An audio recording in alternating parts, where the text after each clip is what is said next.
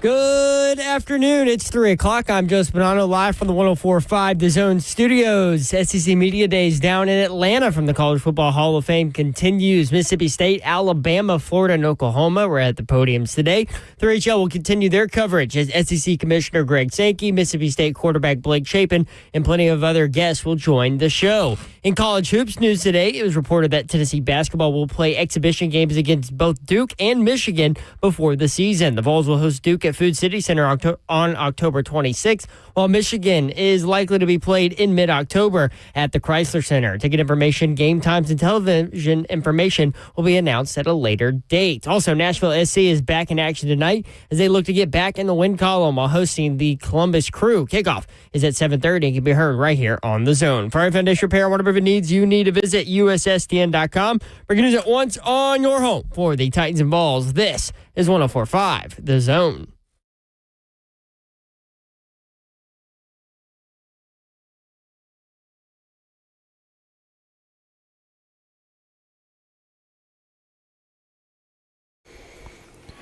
Welcome in, 3HL 104.5 The Zone. Happy Wednesday to you. Brent Doherty with you on a beautiful day in the Music City and a beautiful day in the ATL. 3HL is presented by Ferguson Home.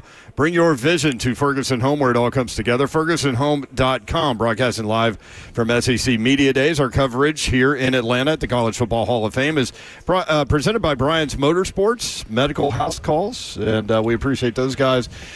Please support the people that support us and you. Don Davenport, Ron Slade, both here. The commissioner of the Southeastern Conference, Greg Sankey, joins us at the table live. Commissioner, how are you? It's good to be with you. I'm struck by the visual. I was like, is this the backdrop, the fur coats with the people going to a football game in like 1910? People can't see what's behind you. I think that's the old Yankee Stadium there. This is actually what it looks like. It looks kind of weird. They can see it right Yeah, over it's a little my head. frightening, right? Be scary. Yeah. Coach Lee was like, "Oh, are you guys going to try those coats on? They're perfect sizes for you This three." is like somebody's fur store sponsoring this segment. Nice little Sears or something. Slay fell asleep at one point in his scooter, and we took a picture of him, and it looked like he had been in a time machine.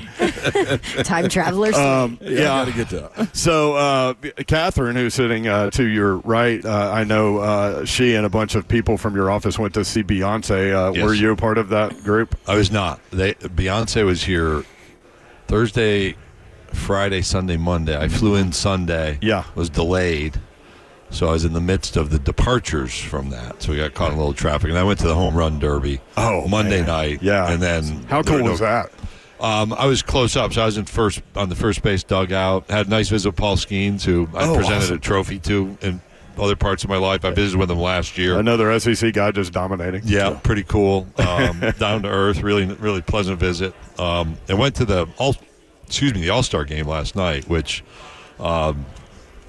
Derek Schiller is the president of the Atlanta Braves. Derek's dad, Harvey, was the 5th commissioner of the SEC. Oh. And Derek graduated from high school. He was telling the story. He moved his junior year, I think he said, to Vestavia Hills and went to Vanderbilt. And he had this bunker suite, and we were there really early. It was awesome. Yeah. Like his hospitality. There's some guys from CAA that we work with, Howie Newchow, Howie's a Nashville guy through and through now. And then we went up and spent some time with Rob Manfred. So I really had fun. Got some work done, and it was interesting standing right beside the dugout in one of the walkways for 2 or 3 innings on the National League side. Did you play sports growing up? Yeah, I played baseball in college. Okay. And then I grew up in New York and then played junior college basketball for a while in New York, too. Okay. I was not Ron Slay. I would have been more like Ron Lay. Ain't nothing wrong with a butter roll, Commissioner. Ain't nothing wrong with a I butter can play roll. defense. That's cool. Offensively challenged. You need those guys out there, too. But could help in practice and frustrate the guys and put them downstate. I love that you, part of your opening remarks centered around a conversation that you had the last time this event was here with Mike Leach about why are there no powdered wigs and we still have neckties. I love that. I'm curious what your relationship was like with him. So he's here 3 seasons, and we probably had a couple of moments where some people talked him off the ledge about officiating and conspiracies. No. Conspiracies. Yeah, I remember, there were some tough times in June of 20 And in downtown Birmingham, there'd been a rally. There were some statues that created some real hostility. The Mayor Woodfin, did a great job. Just said we're taking those down. But as I was leaving the next day, we had blocked up doors in our office we'd never locked before. And I was talking to Mike as I was leaving. And we were talking about COVID testing and getting back to things. And we covered the waterfront. Like, there were no 10-minute conversations with Mike Lee. No. There were like 90 minutes was like the limit. And we talked about history. We talked about COVID. We talked about doctors. We talked. I said, Mike, the National Guard. There are about 6 vehicles driving past me into Birmingham today, and he started talking about some of the history of Birmingham. It was pretty fascinating, and the conversation here. I just vividly remember being back there. He had on a suit. I'm like, you came up from Key West, didn't you? He's like, yeah. He called somebody the show brought from you Key West one time. Yeah, he was riding a bike.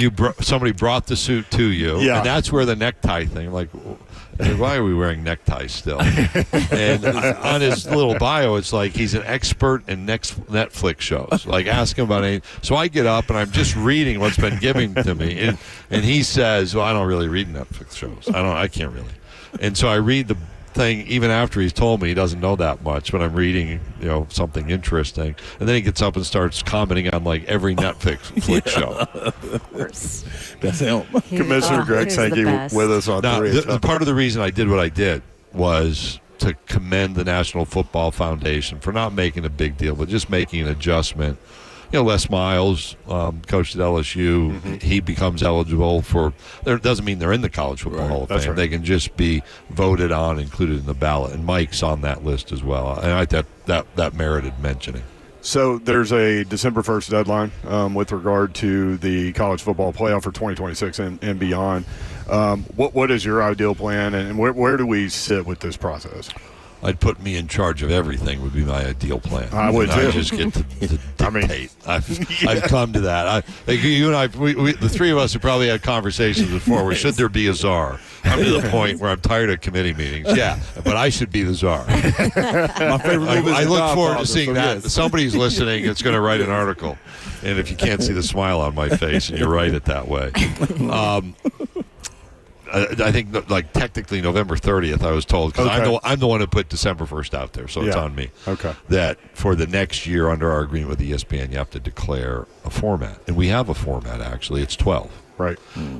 You can change from that. And the question is, between now and then, is there a model that works for everyone? What we said in Destin is, so first of all, understand the 5 is embedded in the agreement for everybody to work together nicely in the sandbox, which is 5 conference champions. So nobody owns 5-7. If anybody owns it, it's me. 5-9, 5-11, because the conference champion accommodation in the 12-team playoff was reasonable. I think 12 works really well. It fits in dates. We do have an NFL conflict, but it's the most minimal NFL conflict on that third week of December you could possibly have. Adding more games, you have to figure out when you play the games. We're going to play those games on campus, but you're not going to overlap a lot of games given their visibility. So when do you play the games? We thought coming out of Destin that growth to 16 should be pursued. When you look at Alabama and Ole Miss, who beat the number 2 ranked team last year, Georgia, you get somebody healthy, any given Saturday things can happen. Those were worthy teams in our view. They weren't selected. There's a limit on the number. So we got 5 that are in. Do we have 12, 14, or 16? So is it 7, 9, or 11 edition? And then how do you pick those? That last part's the sticking point. I think people could agree on a number conceptually, but the how you fill the bracket informs how many there are for some. And what we said is we need some clarity on the protocol. What's strength of schedule? What's rigor mean? And we don't have those answers yet. We're working towards those. The CFP is. Well, I just retweeted this toughest schedules in FBS according to ESPN analytics, and guess what? 1 through 10, actually 1 through 11, would happen to be SEC teams. So, and you pointed that out. Nobody wants to switch their conference schedule and come play an SEC conference schedule because it's just that strong. Is that what you fight on? That's the central theme. And in Destin, I shared some of the analytics we were looking at, which is really power and strength analyses that others do. So I'm not producing this information. Yeah. Well, here's our current reality. We have 16 teams, 16 members, right? 16 football teams. Since 1998, that was Tennessee, right? Won the national championship. Since 1998, 27 years, 26 seasons, I guess. We've had 8 of those 16 teams win national championships with the addition of Oklahoma and Texas. 8 of 16. Let's go through everybody else. Yeah. Like, how many ACC teams won national championships at that time? So I guess it's Miami, right? Yep. Late 90s, Florida State, Yep. and Clemson. Yep. 3 of, what are they, 16 or 18? I think they're 18. 3 of 18.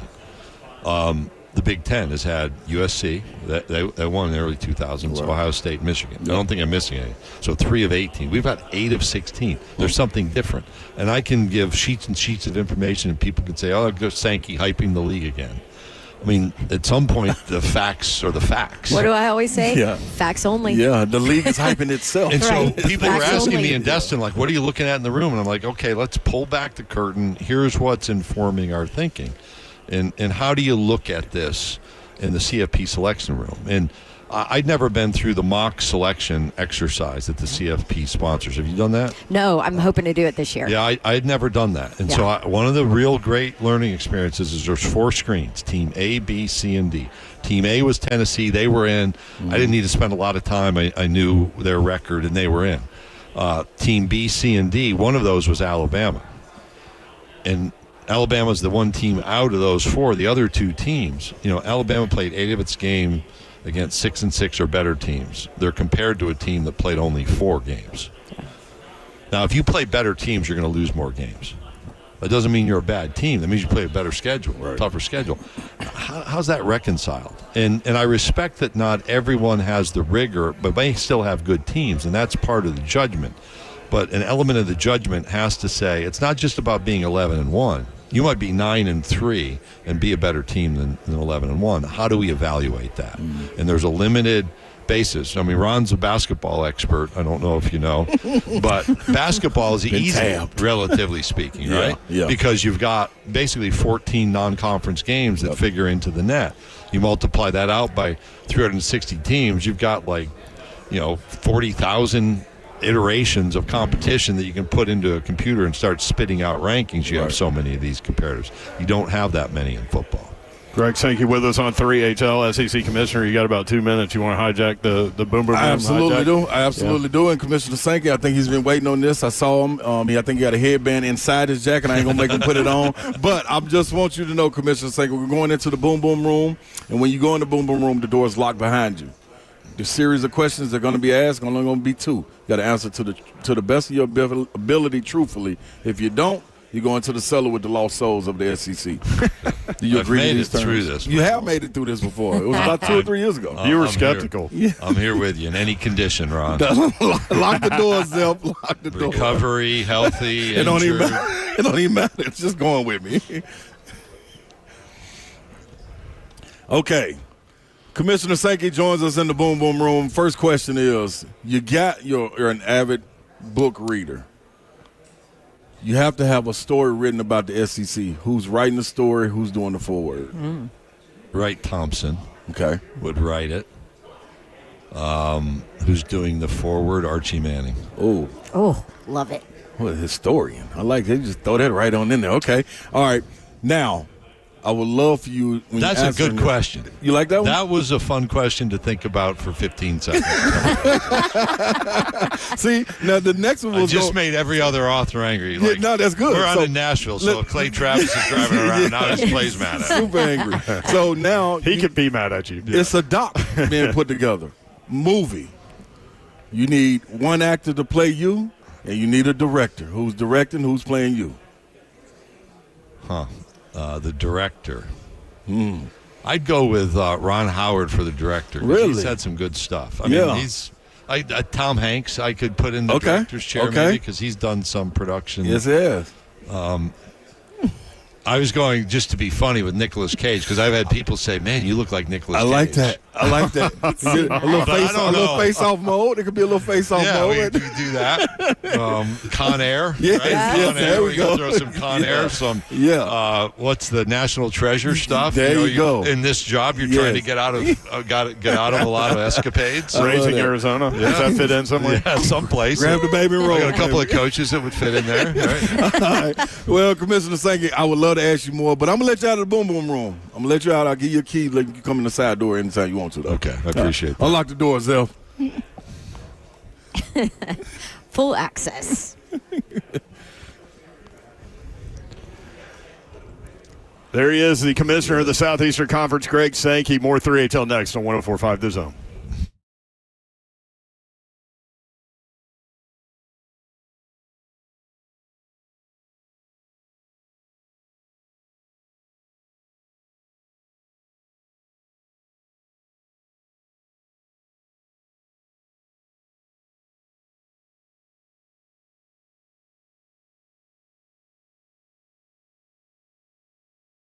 All right, we made the trek from Nashville to Atlanta for the SEC Media Days. And, of course, you know, that stretch there, a lot of accidents on the interstate. And, you know, life can change in an instant. A car wreck can throw everything off. That's your job, your bills, your peace of mind. And that is when you need our good friends at Bart Durham Injury Law. Marine veteran Blair Durham and his team have been fighting for folks in Tennessee for years, making sure that insurance companies pay up. No upfront costs, no waiting around, just real people making sure you get what you deserve. They've been serving the people in Nashville for years. You know you can trust them. So if you have been injured, don't wait. Call Bart Durham Injury Law, 615-242-9000. They are here 24/7. They're ready to fight for you. Give our friend Blair a call at Bart Durham Injury Law, 615-242-9000.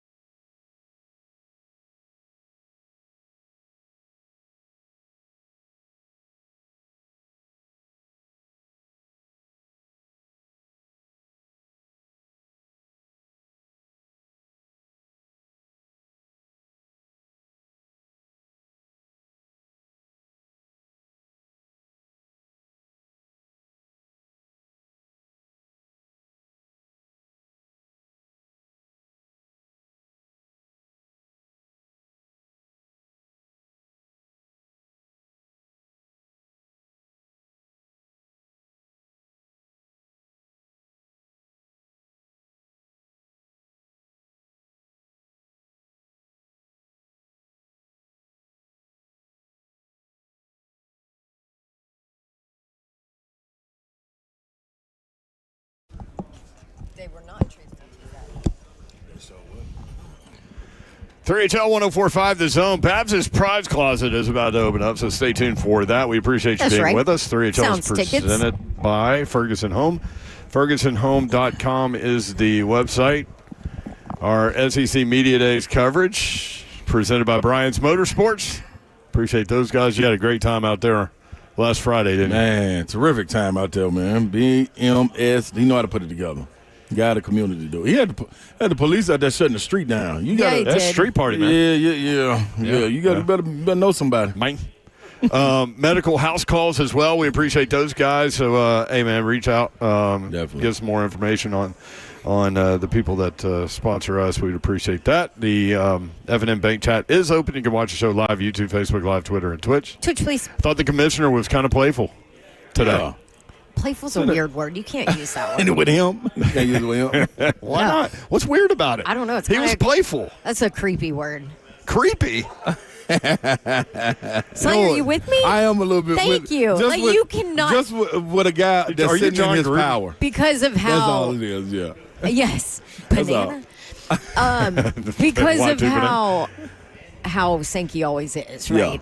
Yeah. Maybe he was. How about this? He was very laid back with us. He was laughing. He was comfortable. Yeah. I would say laid back. He appreciated the boom room opportunity. Yes, he did. You're he was so expecting playful. that. He did. His first time going in was in There Birmingham. goes Jim Nagy. Hey. Now with Oklahoma. Yeah. Oklahoma GM. That is him, the new title. Yeah. So he appreciated the book question. I thought that was a great question. He said, man, I appreciated that 15 seconds. Yeah, he did. Where he could break his brain free from all of this everything else going massive time. I love that he said he wanted to be the czar of college football. I wish if he it would have made my day. He was smiling and joking, but he's right. Somebody would pick that up and run with it on, I wish he would have said The Godfather. Yeah. I mean, I would same have thing, that right? Damn near, yes. I mean, he's kind of that right now. Exactly. I want him to lean into that so bad. He's please. He's pulling the string. Please, man. Even please. if you don't know he's pulling. Dude, beat But your chest, is he like man. Al Pacino before he loses it on Scarface? Hey. Look at Babs. See, Babs she's been put in this gangster world. I'm man. now She in the can't leave it gangster alone. movie She can't world. leave it They alone. watched it in the Sprinter coming down to Atlanta, and I was driving and listening. I forgot. I was like, man, he's really mad. And you're like, he's fried out of his mind. So is. Or high out of his mind. Geeked out of his mind. Coke. Speaking of, we were walking over here. Oh, by the way, here's what's coming up today. Babs' Prize Closet is going to open. Stay tuned. Benjamin Watson from the SEC Network played at Georgia. We'll talk about the Georgia Bulldogs and the SEC with him. Chris Doring played at Florida. We'll talk about the Gators and the rest of the SEC with him. Alyssa Lang, she's got SEC perspective as well. And then the Mississippi State players coming through. Brennan Thompson, Mississippi State wide receiver. And we had a chance to kind of chit-chat with these dudes before, and they're going to be really good. They're going to be really good, really smart guys. Mississippi State quarterback Blake Shapen at 520. We had him on last year, remember? We did, and he remembered. Mississippi State defensive playmaker, is that good or bad? We kind of stand out, don't we? Yeah. Mississippi State defensive playmaker Isaac Smith as well. 3HL bingo card coming up. In the last segment, we'll talk about Cam Ward. Gino Torretta with very positive things to say. Former Miami Hurricane quarterback was with John Gruden. And Speaking of. Yeah, and so all of that is coming up today. We appreciate you guys tuning in. Alabama, Mississippi State, Florida, and Oklahoma in the building today. Tomorrow, Missouri, Kentucky, Arkansas, and Texas A&M. So this begins the college football season for us, and I know a lot of y'all. Before we do the prize closet, there was a little incident we had on Sidewalk earlier. And Oh, my God. A little run in. A little run in, and it's not abnormal in cities, and for someone to Especially downtown ask cities. you for a little money. Yeah. Oh, my gosh. Yeah, this was a little different, though, you get accustomed to it. In our city that we live in, like I got a partner of mine that went to school, when we get off the exit, I always talk about the Mumbrium. He out there, he sell the papers that, Contributor? The contributor. Mm-hmm. He sell the papers, and I think they, $3, $2, $1, something like that. They used to be $1. Yeah, but I don't even remember. I always give Probably $5. like $3 now. I always give Whatever, $5, yeah. whatever it is. So, and I think that's always cool and generous. You know what I mean? So hopefully somebody else can see that. Then they'll be like, man, let me give them some money too. So you're helping these people out. That's hit on hard times. So we were walking and rolling towards our hotel. I was rolling, going to the hotel, and this lady hit us with Slay. Hey, what? That wasn't a lady. That wasn't a lady. That was a man, Slay. Well. Oh my God! Could have fooled me. That's what they could have fooled me. You called him big homie. Yeah, but I'm saying big homie in general. Like, because to ask what you, dude. Hey man, listen. Oh my. The human. How about that? The human that I thought was a lady at the time. Oh man. Holla out, hey, any of y'all got $20? I'm like, $20? Hey, hold up, big homie. Like, wait a minute, what? You just skipped straight to 20? You didn't go $2. Can you go buy me a sandwich across the street? You know what I mean? Help me get a meal, like $5, even 10. $20? $20. And Babs immediately holler out inflation. I'm like, nah, Babsy, nah, dog. The kahuna's on you to holler out, man. Somebody got $20? Like, Lil Ron can't even walk up to me and ask for $20 without telling me what he needed for. He lives in your house. Yeah, you feel me? Like, this is my son. What are we talking about? Like, I don't even know you, lady, and you gonna sit up and tell me $20. It was man? a man, Slate. Well, that person, I didn't even know you. So I'm telling. So I thought of Slay myself. has been shook by this ever since it happened. He's like, $20. Are you kidding me? Yeah, that's crazy to me. $20? Like, what you about to go get? That's what I need to know. And then the second thing is, when I walked up, I should have said, yes, I do got $20 if you got change. Since we're going to play these little games, y'all want to play, I got $100. If you got change for $100, you can keep 20. Nick I'm says cool. Slay should have put that person in the boom boom room. Oh, no, man. they apparently they escaped the boom boom room. The way they was out here acting, like, you don't come out of nowhere. Slay Like, was what? all 20? over him too. He's Dude. like, I mean, just Me wait, and Babs what, just kept big walking. homie? Like, we just go. We're like, wow, that No. I said that. Slay I said did that was not aggressive. Let it go. Yeah, no, this is a discussion. I told him that's aggressive. Yeah, I'm like, you just gonna skip. You skipped right over it, and you felt comfortable. Hey man, let me borrow $20. No, let me have $20. Yeah, you ain't even bringing it back. You got $20 for me? Yeah, let me go get some. I'm bring your change back. You could have any kind of little trick. I mean, it used to be. Do you have any change? Yes. Like quarters? And, Come on, man. Yeah, nope. See, hey y'all. Hey, all I'm saying It's is a different world out there. And no, it's a different world down here. Like Nashville, we ain't got to deal with that, and we got people moving there daily, and they know not to ask for no $20 now. Come on, dog. $20, man. $20 get you a long way out here. We're gonna strike out wings. You know, $20. How many wings you can give a strike out? I could have called in a favor for her, but she don't want to eat nothing. It was him. It was That person don't want to eat nothing. It was like clearly a man. Yeah. No, man, it wasn't clearly no man. It was clearly no. It's all in the eye of the beholder, I guess, man.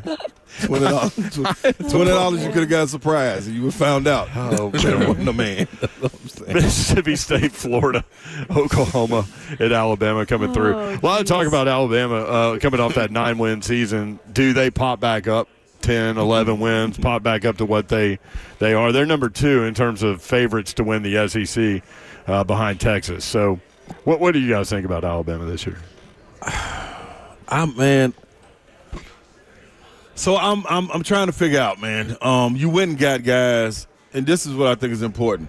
I think the Isaiah Horton pickup was huge because you allow a guy like Ryan Williams to go back and play his natural position, where you don't have to move him all over.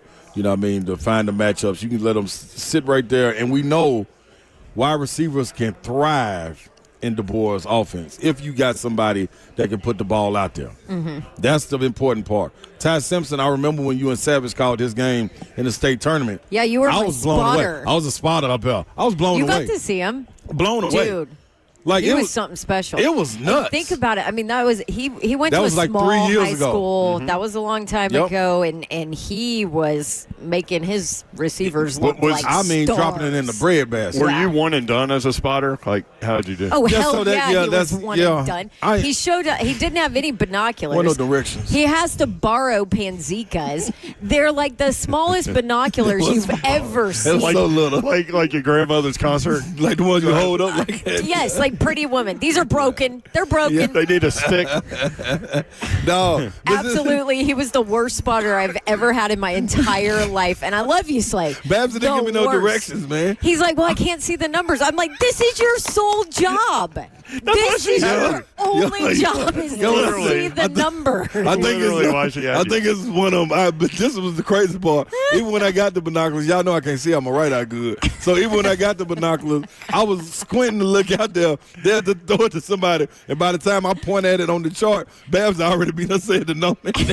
I was like, oh, hell, you don't even need me. I called it cold. I called it cold. I didn't have a spotter, basically. I'm out here to help Babs grow. That's all. That's right. Yeah. Well, Ty Simpson. They got the guy that came from Washington also. Yeah. But everything we hear is going to be Ty Simpson. So that offense will be better. The defense should be better also. So getting a chance to talk to Roman Harper was saying that, man, I think the defense is going to be way better. But he thought that also he don't like the way, and I ain't put words in his mouth, this is coming from him, he didn't like the way their defense was playing. Okay. Because they played different than see man where he's going and you defending the man.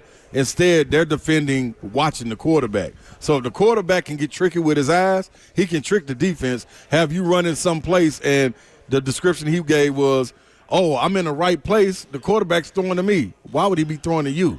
So you look up, all of a sudden he's throwing over your head to somebody that just ran a goal, and you burnt. So that was his there's a happy medium there from what it seems like there you go. Technique is being there you taught. Go. That's it. Bingo. Yeah. So, well, obviously we all know about the Florida State quarterback Castellanos and his comments and what he said talking about, oh, yeah, they don't have Nick Saban to save them or whatever. Well, defensive lineman Tim Keenan, who is a very large man, he addressed it today at SEC Media Days. You have the audio, Zeph? Hit it. Disrespect will be addressed. Simple as that. That's it. Disrespect will be addressed. That is it. I absolutely love that. And that's a defensive lineman saying that. That is not what you want as bulletin board material if you're a quarterback. This is the Bama I like to hear talking right there. Right? I feel like I could hear you say that. Yeah, absolutely. That's a slay line right there. Yeah, the disrespect will be addressed. Oh, I'm on board with that. We ain't going to say a word. We got him. BetOnline.ag, odds to win the SEC. Alabama actually third, now that I look at it. Texas, number one favorite. Then Georgia, then Alabama. LSU fourth. Really? Now, we've heard Brian Kelly really loves this team. Right. All the beat writers for LSU said that this is the most confident that Brian Kelly has ever been here at SEC Media Days, the way he's talking. I mean, just knows he has a team. Peter Burns told us that yesterday, too. But if we were to take a poll and you asked everyone who their dark horse is, who do you think it would say? Dark horse in the SEC? Yeah. That's a good question. Let me go down the list. Yeah, go down the list and I'll throw one for you. LSU is next, so that's 1, 2, 3, 4. Ole Miss is fifth on this list, odds to win the SEC. Then Texas A&M at 6. But this is baffling to me. Number 7 is Florida. Tied for 8th, there are 4 teams. Oklahoma, South Carolina, Auburn, and Tennessee. So that's where I was going, and I'm not talking about Tennessee. Like, just from listening to everybody talk and the talking heads, they think Oklahoma going to be really good. Mateer. Because of the quarterback, yeah. A lot of talk today about Mateer. This has been happening when we get here. We got here Sunday night, Monday. This has been happening. What's today? Tuesday. Wednesday. This is, dog, I've been hearing Oklahoma name bubbling since we got here. That their defense is going to be exceptional. They wasn't even a thought for me coming into this. Well, and the idea that John Mateer comes, but he comes with his OC as a package deal, and how much that helps. And Venables being a defensive guy, that ought to mesh well. So, do y'all believe in Oklahoma making any noise? That's why I am. But I always say leaving here, somebody always trick me. I know, and I know they had so many injuries last year, so it's hard to tell what they have coming back and all that. But I don't know. You don't believe, you wouldn't go out there to the betting window like Todd Furman said. No. What about Auburn? I know that sometimes I can be a homer. I know that, but And I admit Kirby that laughs. freely, Yeah. but you guys know I was not. I knew No, Peyton you Thorne out. wasn't it. Yep. I was like, they're not going to be good because Yep. Peyton Thorne can't get it done. No matter who you put around him, it doesn't matter. But Jackson Arnold, we talked to him on. Was that yesterday? It feels See, like, that's something. feels See? like 5 weeks That's ago. what I'm telling you. But anyway, just the talk unreal. about the system and how well it fits him. Yeah. And people want to sit here and say that the game has passed Hugh Freeze by and his offense doesn't believe work that. anymore and blah, blah, blah. It does. Mm-hmm. That offense works. And Jackson Arnold is a perfect quarterback to be able to run it. And then Hugh's got some talent around. Now, Yep. there's some young talent too. I get it. But I don't know. I think that they're definitely going to be better than they have been, but they have a chance. For these coaches To be that dark successful, horse. yeah, you got to have players. I think he's starting to gather players. Starting. Yeah. This is the other thing. People did not realize what a mess that recruiting roster, all of that was in when Hugh took over. Because you're like, oh, well, Brian Harsin, he was only there, what, a year and a half, 2 years? Yep. Like, you can't screw it up that much, right? Well, and the mistake of him buying into and staying with Peyton Thorne, and Right. they miss out on quarterbacks and things like that. But again, tied for 8th, 4 teams: Auburn, Oklahoma, South Carolina with Lenora Sellers and Dylan Stewart and that whole crew. They won 6 games to close the regular season last year, and they're tied for 8th. Tennessee in that mix too. Then you go 11th, Missouri at 40-1, Arkansas 125-1, Kentucky and Vanderbilt tied for 15th. Tied for 14th, at 300-1, and Mississippi State at 500-1. I ain't picking any of those as a dark horse at the bottom of that I mean, list. Oklahoma might be a good pick for that. Maybe South Carolina, maybe Tennessee. Yep. Maybe lot of South questions. Carolina. Yeah. I ain't mad at that. But a lot of people look at what they lost defensively Yeah. and think, okay, They waiting on there's the no young way fella to you step can up. Yeah. you can fix that right away. Yeah. Like if they win enough games, they might have the best defensive player in the conference. Yep. They might have the best offensive player Yep. in the conference. Yep. I was thinking that yesterday. You're exactly right. So what do we do with Florida? DJ Lagway. Why do I feel like I never know with Florida anymore? Because you don't know the coach. Because you don't know with Florida anymore. Yep. I know this. A lot Their of defensive improvement front with Sapp, Lyons, and Banks. That crew is going to be disruptive, let's say. Even when having talent, you still aren't really sure because they keep talent. Let's talk more SEC football. Benjamin Watson from the SEC Network set to join us when we come back. You got a giveaway you want to do? Yeah, you want me to go ahead Give it away and now. knock it out? Another chance for you to win tickets from my prize closet. How about the Sounds game next Wednesday?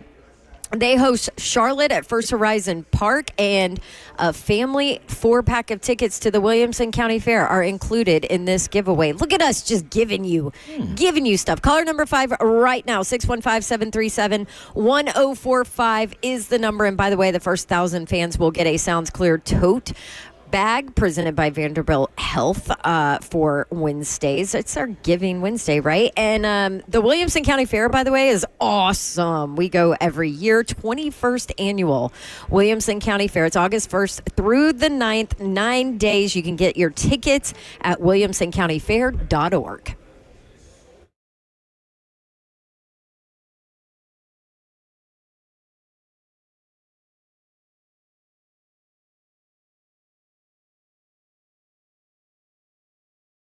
History had the gold rush, then came the oil boom, then the tech boom, but right now, it's the Wi-Fi boom. And the Xfinity Wi-Fi is booming. Streaming, booming. Gaming, booming. Video calls, booming. Even when your boss schedules a meeting that definitely could have been done by email. And now you can get Xfinity Internet and mobile together all in one plan. It is the ultimate power couple. Wi-Fi Power Boost from Xfinity Mobile, giving you faster, secure Wi-Fi speeds at home and on the go. So your Wi-Fi is booming wherever you are. So whether you are working, watching, or panning for Wi-Fi gold, one thing is for sure, Xfinity Wi-Fi is booming. To learn more, simply visit Xfinity.com. Again, that is Xfinity.com.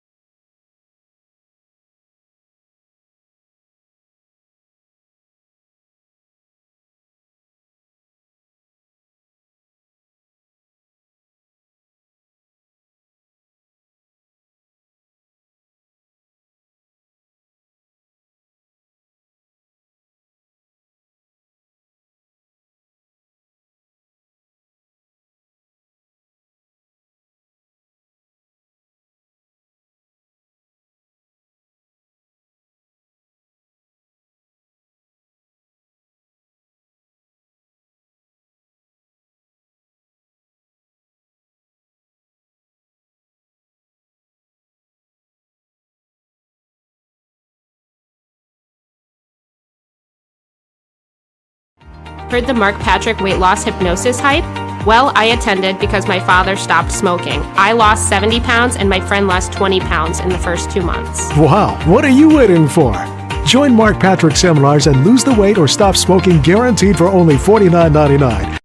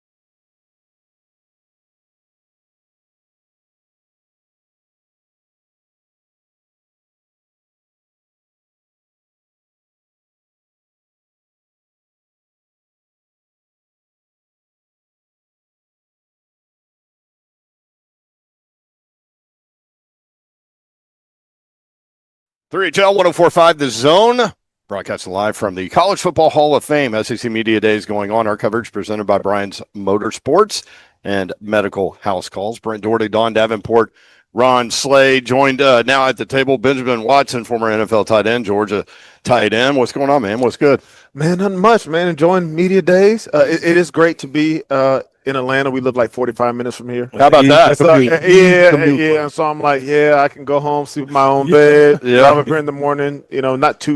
Traffic not too bad early in the morning. Yeah, really. Traffic is always bad. You can't sell me on that. No, I can't. I'm gonna tell you why. Because look, I'm not in. I mean, I'm in Fulton County. Yeah, but I'm not in Atlanta. So I'm out past the airport. I'm in that part of Georgia where people are like, we ain't going out there. We ain't going out there. So when you land at the airport, I go the other way instead of coming into the city. So former Georgia tight end. Let's talk about the Bulldogs. What do we know about Gunnar Stockton? What can we expect with him at quarterback? What do we know? We know he's highly talented, obviously highly recruited. They got a good quarterback room. All those guys have been highly recruited. We also know he doesn't have a lot of experience. I think about that SEC championship game and being at the game with my kids watching and, starting quarterback goes out, he comes in, but you can see the palpable excitement of the guys in the locker room. Like you see the buy-in. Yeah. As a player, it's like when it comes to quarterback, the number one quality is leadership. Guys got to believe. And every single guy, you talk to them, you do interviews with them, they all speak very highly of Gunnar Stockton. I think the second part of it, you got an offensive coordinator in Bobo who's been there for a long time. There's not a bunch of turnover, so that's positive. And then you bring in some receivers, some weapons for him. But I do think, like with any quarterback, any position, I am always like tentative to crown somebody when they haven't done it. Yep. We have the same conversation with Arch Manning, but I think that for Gunnar Stockton, like it's going to be a matter of getting out there, making some plays, getting confidence. And look, this Georgia team is loaded as maybe not perhaps as they've been in the past, but they're as loaded as anybody else in the country. So it's funny because we talked about this yesterday. Slade brought it up, the reaction on the bench when Gunnar came in, like that team's reaction or whatever. It makes you think they didn't like No, right? Well, I mean, I don't know if we can draw statistical significance from that. I don't know what the correlation there is, But I do. Now listen, Carson is unlikable on social media now. So well, yeah, I know. I mean, I do think that I do think there was definitely excitement. Yeah. Like the guys wanted. You saw how they played for him. Yep. yeah, Now, what we don't know is if that was because you're in the championship and it's an emotional time, Yep. and you see your leader go down, and all of a sudden, you gotta, you're happy for this guy, but you want to win this game. Yeah, it's time to rally. Yeah, it's a different situation when you have to game plan. You're game planning for a game. People are game planning against you and everything. But I would say it bodes well for him that his team is buying. I mean, Coach Smart talked about it. Yeah. He talked about the fact that he's done everything they want him to do. They're confident in him and his ability, and it's his time. Who is the way they got the quarterbacks now this year in the SEC is a lot more exciting to me anyway. Yeah, because you got the unknown. You got your moments that you had talking like Gunnar Stockton, Lenore Sellers, the way he caught fire, Lagway, if he can be healthy, we know what he can do, Arch, all of that around him, the unknown at Tennessee. Yeah. Like, who are you excited to see trying to take that step as far as a quarterback? yeah. I mean, there's so many guys. You mentioned Lenore Sellers. Mhm. I'm excited about him because of how they ended the season last year. They go on the road. They beat Clemson. He doesn't play perfectly, even on that long run, which I didn't, unbeknownst to me, he was supposed to get rid of the ball. Shane Beamer talked about it. Like, everybody's applauding the run, but like, if you would have done this right, you wouldn't have had to do it. Exactly. Yeah. But the fact that he's able to do it, he has that skill set, he's tough to bring down. I mean, he's a big, strong kid. I think the sky's the limit for him. So I'm excited to see him. I'm also really intrigued about Latier. The quarterback at Oklahoma, primarily because Oklahoma last year was a disappointment, I think, for Oklahoma fans, especially offensively. Mm-hmm. Defense was solid, but offensively they couldn't do much. But they had a lot of injuries. Yeah. I mean, there were times last year, I don't know if you saw this, probably not because you were doing b-ball during part of the year, but there were times last year where like they were playing running backs at wide receivers. Yeah. I mean, they had like 5 guys hurt at the position. Isn't that crazy? Yeah. At Oklahoma. Yeah. Right. So he comes not only from Washington State, but he comes with his offensive coordinator, Ben Arbuckle. Anytime you can match up a quarterback with their offensive coordinator as a package deal, then you skip the entire acclimation process that usually you have when a new player comes in. And so excited to see what he's going to do there, particularly because he's paired up with the defense that was great last year, will continue to be this year. Saw that with Vandy, Diego Yep. Fabi and Keo. Exactly. Same thing. And then, this Oklahoma team, they're returning, I think, like 70% of their production. Yeah. 8 starters on offense, 8 starters on defense. And so, these guys they're not new to the SEC anymore. Right. Benjamin Watson with us from the SEC Network. yes. Yeah. I was going to ask tight end, that position. Who's your favorite? Most looking forward to this season tight end in the SEC. Shoot, Kitzelman, right? Hey, Yeah. yeah. Come on, Miles. There we go. No, I'm not just saying it because I'm with you guys. Yeah. But I think Georgia has a stellar tight end room. Oscar Delp, Lucky. But when I watched Tennessee's run game last year, which it's kind of weird that we always talk about Tennessee, maybe on the outside, we talk about Tennessee's run game like it's always a surprise. Like, but it's every year. Like it's always consistent. Like it's 200 yards a game every single year. The Heupel's been there. Yeah. But we talk about it like, man, did you realize they got a number one? Like, of course they do. Yeah. And play good defense. Yeah. But when you look at their run game, Heupel does a great job of using the tight ends in the run game. There's a lot of inserts on leads. There's traps and counters. Those guys are, they have the ability to pull, to insert, as I mentioned. Then off the insert, you get the play action pass up the middle. I have a lot of respect. I have a lot of respect for the position, obviously. Tom Brady once told me that tight end is the hardest position to play outside of quarterback on offense. Yeah. Because you got to know so much. Right. Like these guys have to know coverages. They got to be able to run routes against guys that are smaller and quicker than them. They got to be able to go in there and block against guys that outweigh them by 50 pounds. So I always look forward to seeing how the tight ends are used in the run game. We know tight ends want to catch passes, but to be able to use them in the run game really is a luxury to have. Yeah. What do you think about Alabama? I thought it was interesting. Ryan Williams said the last time Alabama before last year failed to win double-digit games, he wasn't even alive. Think about that, 2007. So alive. Now, isn't that great? So they're openly talking about that, which means that's a thing, right? But going into year 2 with Kalen DeBoer, maybe you have more of an opportunity to get your system going. Yeah. What do you think about Alabama this year? You do, but it all comes down to. I think also the offensive coordinator. Hiring Ryan Grubb, who, unbeknownst to me until a little while ago, has been with Kalen DeBoer for 13 years, he said on set. I mean, from Sioux Falls to Washington, obviously, Eastern Michigan, they've been together. They've had this tight relationship, offensive coordinator and head coach. And so we talk about year 2. DeBoer talked a lot about consistency, talked about the culture, all those sorts of things. You saw last year with Alabama, they just didn't seem to be like, they weren't in sync offensively. Right. It was like feast or famine. Yeah. And they had a generational talent in Milroe who could do a lot of things right and wrong. But I mean, a guy that you just can't account for. He could go for 60 yards, just like that. But his offense, the way he wants to run it, as we saw with like Michael Penix, I think we're going to see more of that this year because he's had time now, year 2, but also bringing in a coordinator to teach it.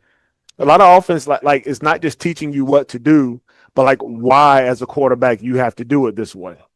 And when you understand that as an offense, it makes you that much better. Benjamin Watson with the SEC Network, Super Bowl champion, Benjamin Watson. Thanks for the time. Always good to see you, man. Thanks for having me. Appreciate it. More 3HL coming up on Radio Row, 104.5 The Zone.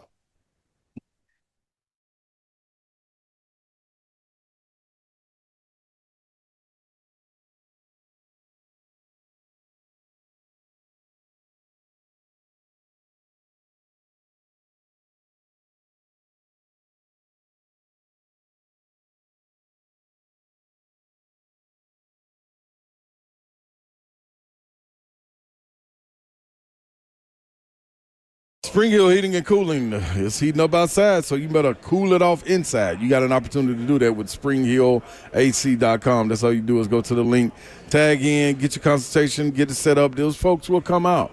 Kevin and the fam will come out and treat you just like that. They're locally family owned and operated the exact same way. Got his daughters in there running the office, his son and son-in-law running the on-site technicians.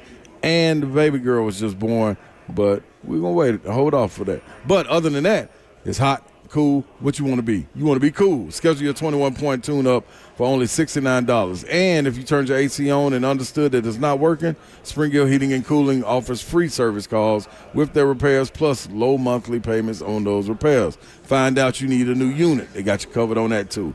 Get up to 60 months, no interest, financing with approved credit. That's right.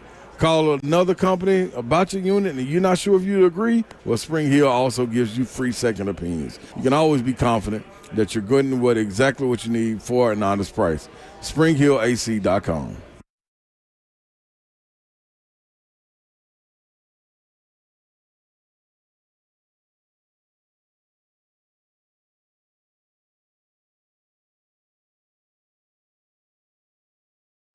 Heard the Mark Patrick weight loss hypnosis hype?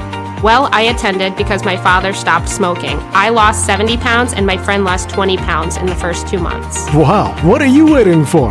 Join Mark Patrick seminars and lose the weight or stop smoking guaranteed for only $49.99.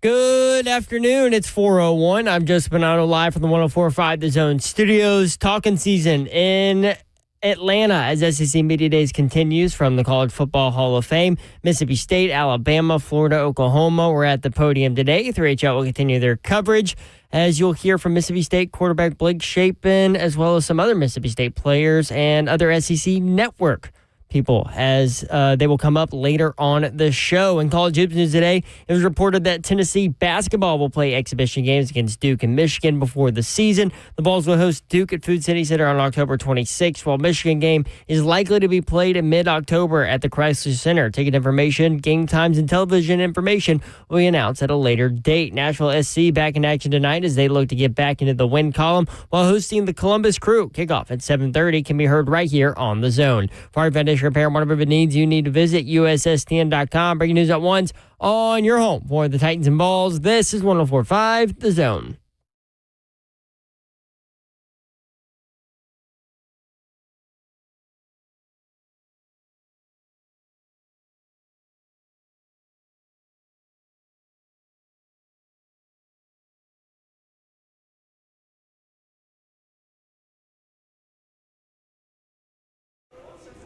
.3HL 104.5 The Zone. Brent Doherty with you on a beautiful day in the Music City. Beautiful day in the ATL as we were broadcasting live from the Mecca of college football, the College Football Hall of Fame. This is definitely something you need to do if you love college football, which I know most of y'all love college football, as do we. It's an incredible spot, and you can kick field goals here.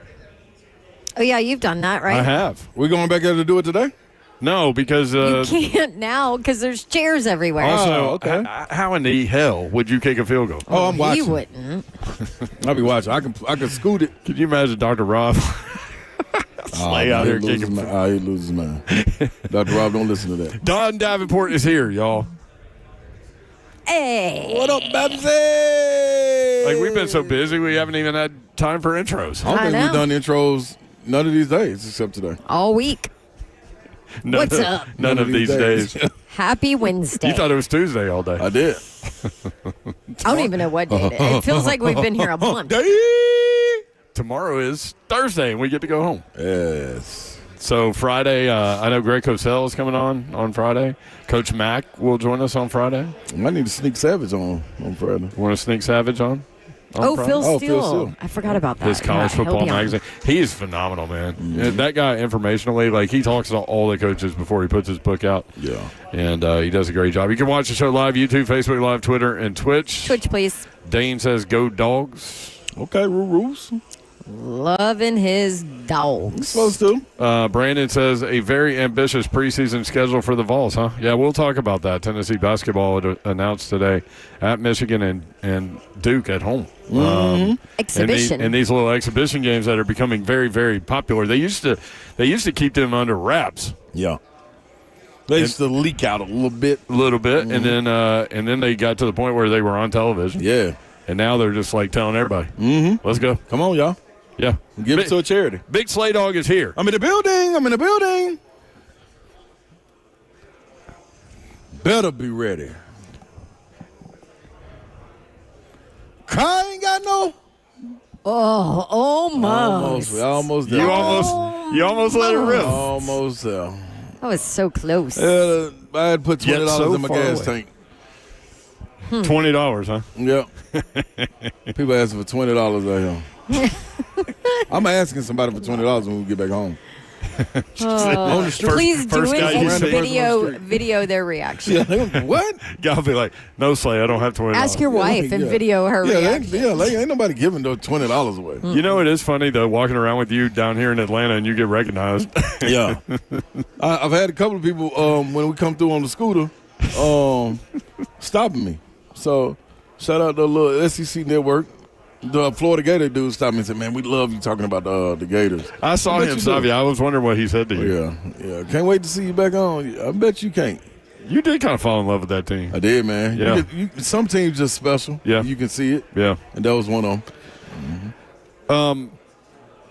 Benjamin Watson.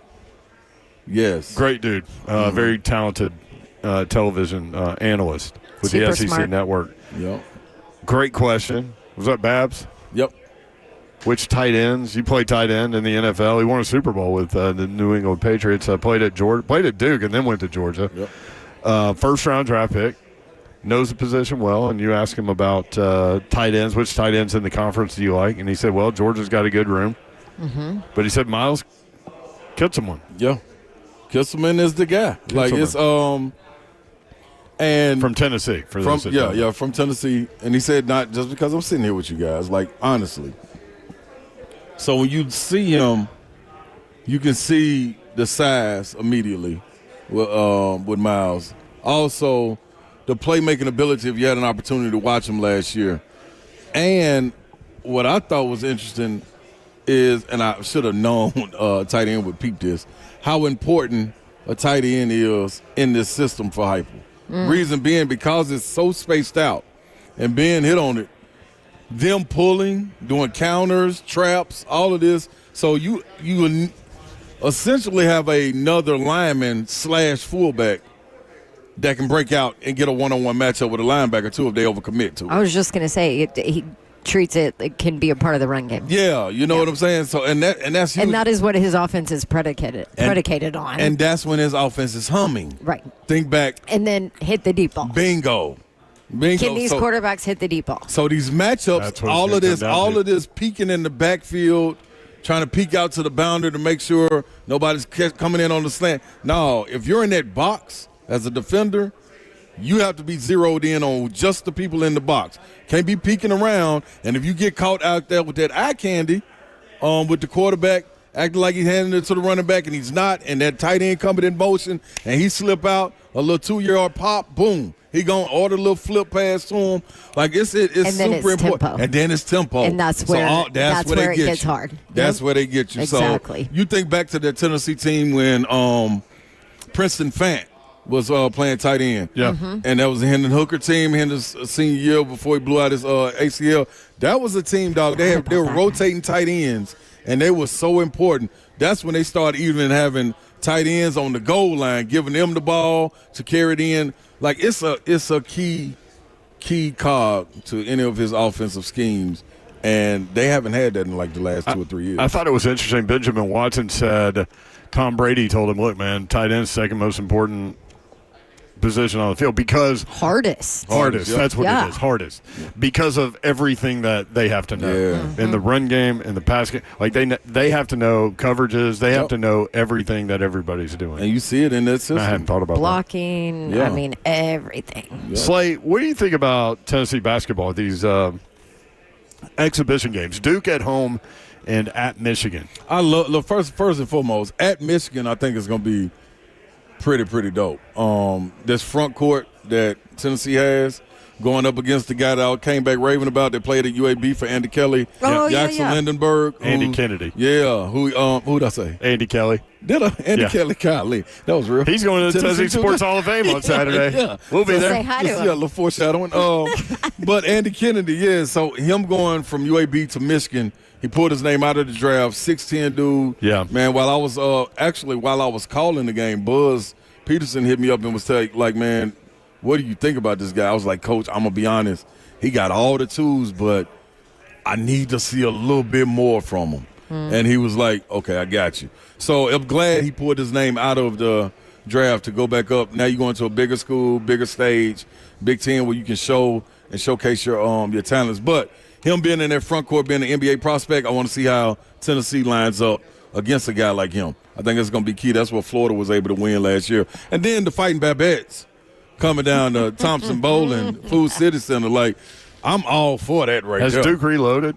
Hell yeah. Yeah. They always do. Well, I'm just saying. I don't know. See, that's why they're Fighting Babettes. You see a fight right there? There ain't no way I'm looking at college basketball right now. That's why I'm leaning on Slay right now. With you. But the Boozer twins, so that's what you're seeing, what you're going to get to see is a preview of what could be the number 1, number 2 draft pick. Amen going up against, now they may not defend each other, but Amen battling against Boozer. On the court. Yep. So how do these exhibitions work? Like, I know Tennessee did one that nobody even found out about or knew about till later against the team last year. But then some of them are open and they do charity things. Like, I need to know about this Duke. Yeah, so I'm not sure how how they decide? Do the coaches get together, the ADs get together? Who decides that, okay, we're going to get this to charity, which opens the doors for everybody to come in as far as paying. But I would imagine listen, I don't know a time in my lifetime. You're trying to say these are two elite. Yeah, programs. the Duke going to Knoxville? Yeah. For what Rick Barnes has? Awesome. Dude, come on. You got to take advantage of that. I agree. You got to open the doors. Unless and let they people just come in. want to do work. Yeah, I mean, guess what? I'm going to be honest. You can do work anyway. You can do the work the day before. Yeah. Man, open Practice them doors up, against man. each other, We got to see this. And let them run. Come on, man. We got to see this. Yeah. And then the way the ACC was done last year versus the SEC, how they were just totally dominated. Come on, man. You got to get some get back. You got to get some get back on the national stage, even though it's early. Come on. No, come on. We on our way up there, baby. I love it. We're going to that one. We are How am I going. getting left out of you going up there too, yo. I will not wear Duke gear if you get me in. And now, Babs, this is what I'm going to tell you seriously. You cannot be over there in the section that we're going to be in, the seats that we're going to have on no Duke gear. Oh, no, Donnie pin. Plowman will kick me out. Yeah, absolutely. Because I know that she's your basketball. Yeah, she ain't playing it. Listen, all I have to do is bring that cut that Zeph abuses. Just put it on your phone. Make it And your I'm good. ringtone. Let her in. That's our mission. Every time we text you, it says "Go." It says that. Come on. So we'll just text you all the time. So annoying. That's a ball. That's going to be Donnie fun. Plowman will get after it too now. Hey, man. So guess what? This was a surprise to me. So you know how the Tennessee Sports Hall of Fame, Brad Willis and them put something together as a release. They released it on Sunday on YouTube, running through all of the players and having somebody speak about them. So Savage spoke about me, and Chancellor Plowman was the other one. She did? Yeah, it was How pretty cool dope. is I was like, that? hey, look at that. Okay, that's my girl, man. I didn't Shout out see to it. her. You gotta, No, you I'm know, gonna send it send to I'm us. sending it to y'all. Okay, good. It snuck up on me. She's like your BFF. That's my girl, man. That's my girl. We sat together at Sweet 16, Elite 8. That's my dog. That's my dog right now. Talking about the cracks me chancellor of up. the university. That's my dog. Not the athletic director, not a coach. No, Nah, that's my dog She's right right there. the chancellor's my dog. She's right under the She president. cheers like we cheer games, though. Oh yeah, It's crazy. I love it. unfiltered. Out, done. 0-0. And then she'll ask you, was I right there? Yeah, Chancellor, you was right. Yeah, you're supposed good. to say that, yeah. That cracks me up. Yeah, good times, man. What do we have coming up? We have a bunch of stuff. I love how you think you know where you are in That's my what I book. did. Yeah, that was a cold blood. I wanted Babsy to find it. Because you definitely can't find it in her book. No, look at Like, this. man, hey, man. We all that's have an books. We're amazing all book. like old people that take notes, and like We're her all notes. old school. Her notes are crazy. Man, Mine are they crazy. Nobody everywhere. knows what She it only says gets like except for 12 me. words on a page. Upside Like, down and sideways. I know. You're I not know. showing weird stuff, are you? There is nothing weird in my book. Ain't no $20 book. Coming up at 4:20, we'll talk with Chris Doring, who played for Steve Spurrier at the University of Florida. He'll probably go in the boom boom room, which will be good.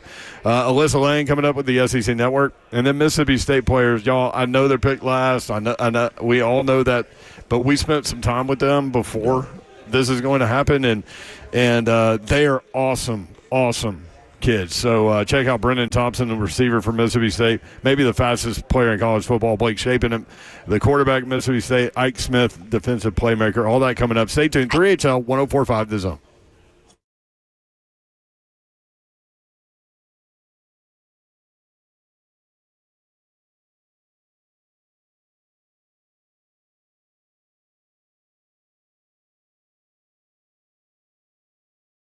Gupton Dodge Chrysler Jeep Ram. That's where you need to go to get that next new vehicle, whether you're looking for a car, truck, SUV, or Jeep, new or pre-owned. Gupton has you covered. Just go see my friend Daniel Gupton and his crew at Gupton Dodge Chrysler Jeep Ram. 3450 Tom Austin Highway, about 30 minutes from downtown Nashville. Best vehicle buying experience you will have ever had.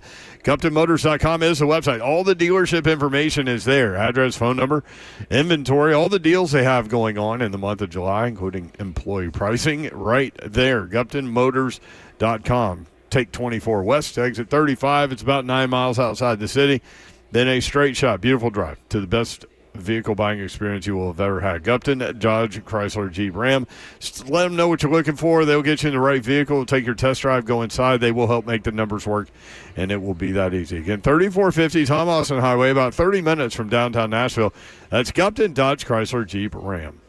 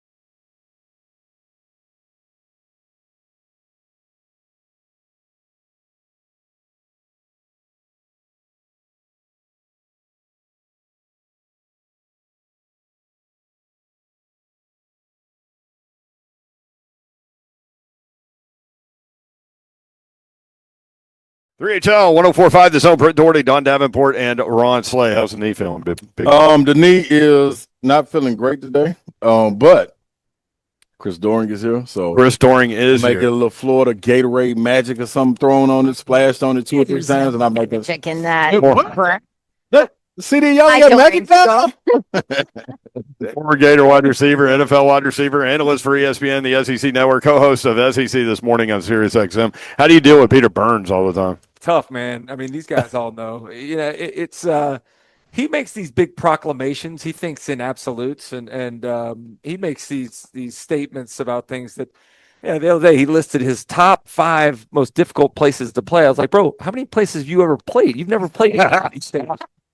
He left the swamp out of it, and I was like, all right, not only have you not played in the swamp, you've never even been to a game there, and he admitted that. So, like, completely unqualified to talk about any of the things he does, but yet he still does it like he's an expert. Listen, I went twice to the swamp to see Tennessee and Florida in the 90s.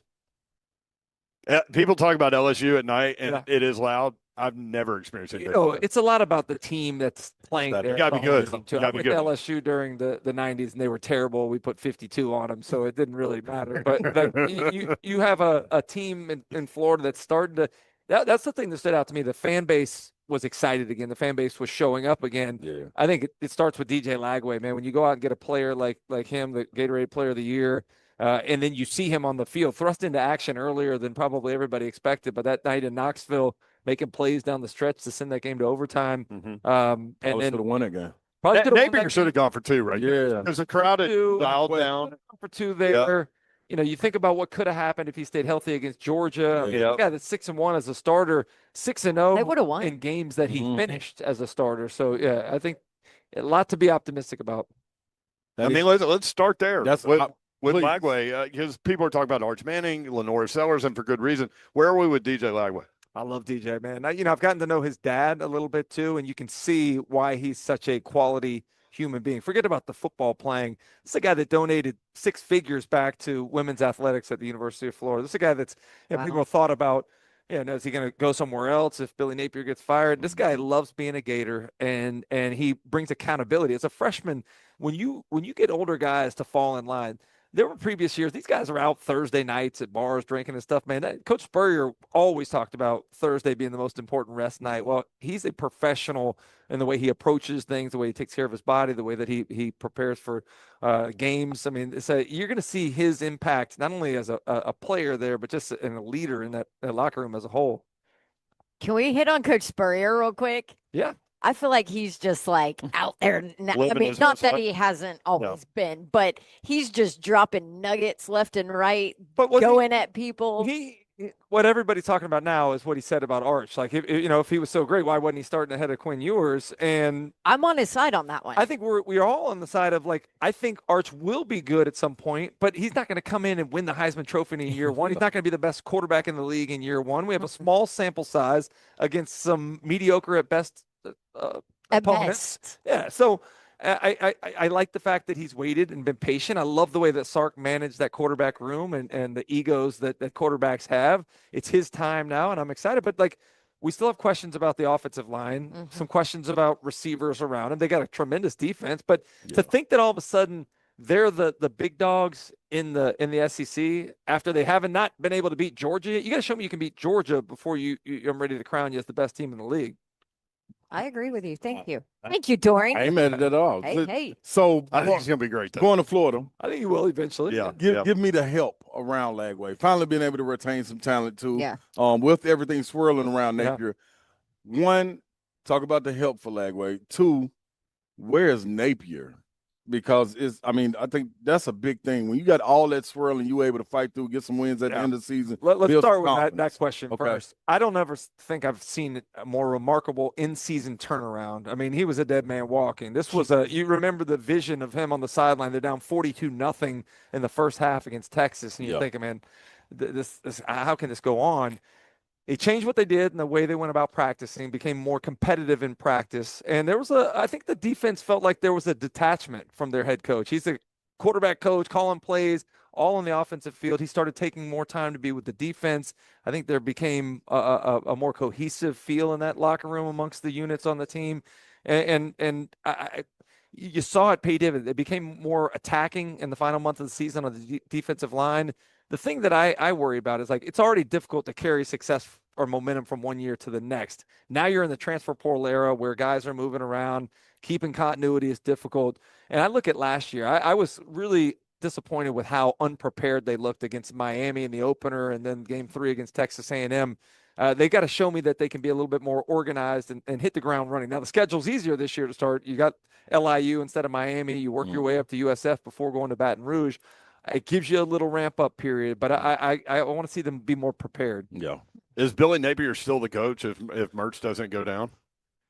Here's the thing. Graham Mertz was a great player. I think he was poised to have a great season. He was ripping Tennessee up in that ball game. They couldn't score down. And they believed in him. Yeah, and he was a great leader. Now, people will forget about Graham Mertz. Graham Mertz's legacy will last far past what people think because of the way that he helped bring DJ Lagway around. DJ Lagway's dad talked glowingly about the job that Graham Mertz had done and taking him under his wing. And I did an interview with those two guys in the preseason last year. And I asked Lagway, I said, when in practice did you make a throw and say, okay, I belong here at this level? And he started to answer, and Graham goes, hold on, let me answer it for you. And he's like, no, you were in another field during another period. He goes, but I watch all your reps on practice. Like he said the exact play that DJ was talking about. This was a guy that took pleasure in helping DJ come along as a guy that was acclimating to playing college football. And I think people need to appreciate what Graham Mertz did a lot more. It's interesting. Chris Doring, co-host of SEC This Morning on Sirius XM, analyst for ESPN and SEC Network. That sounded a lot. Well, CD, man, we ain't never had this opportunity. So what better place to do it than right now? SEC Media Day is taking place. We sit up a little bit. You got the pain pills rolling. Yeah, I got, you know what I mean? I got Tylenol, Oxy, Aleve, all mixed in together. So, well, we're going in the boom boom room. Let's go, man. Now, I watch it on TV. I love it. Yeah, see? You know I'm a fan. Now you're going in. Let me explain the rules to you. We go in, the door's locked behind us. The only way you can get out is if you answer everything truthfully to the best of your ability. I am the judge and the jury to this. If you don't, you go down there in the cellar with the other lost souls of the SEC, 2 hots in the cot, never get out. It's just up to you. And however you make I swear to do so, yes. Lock the door, Zeph. Let's go to work, baby. Here we go.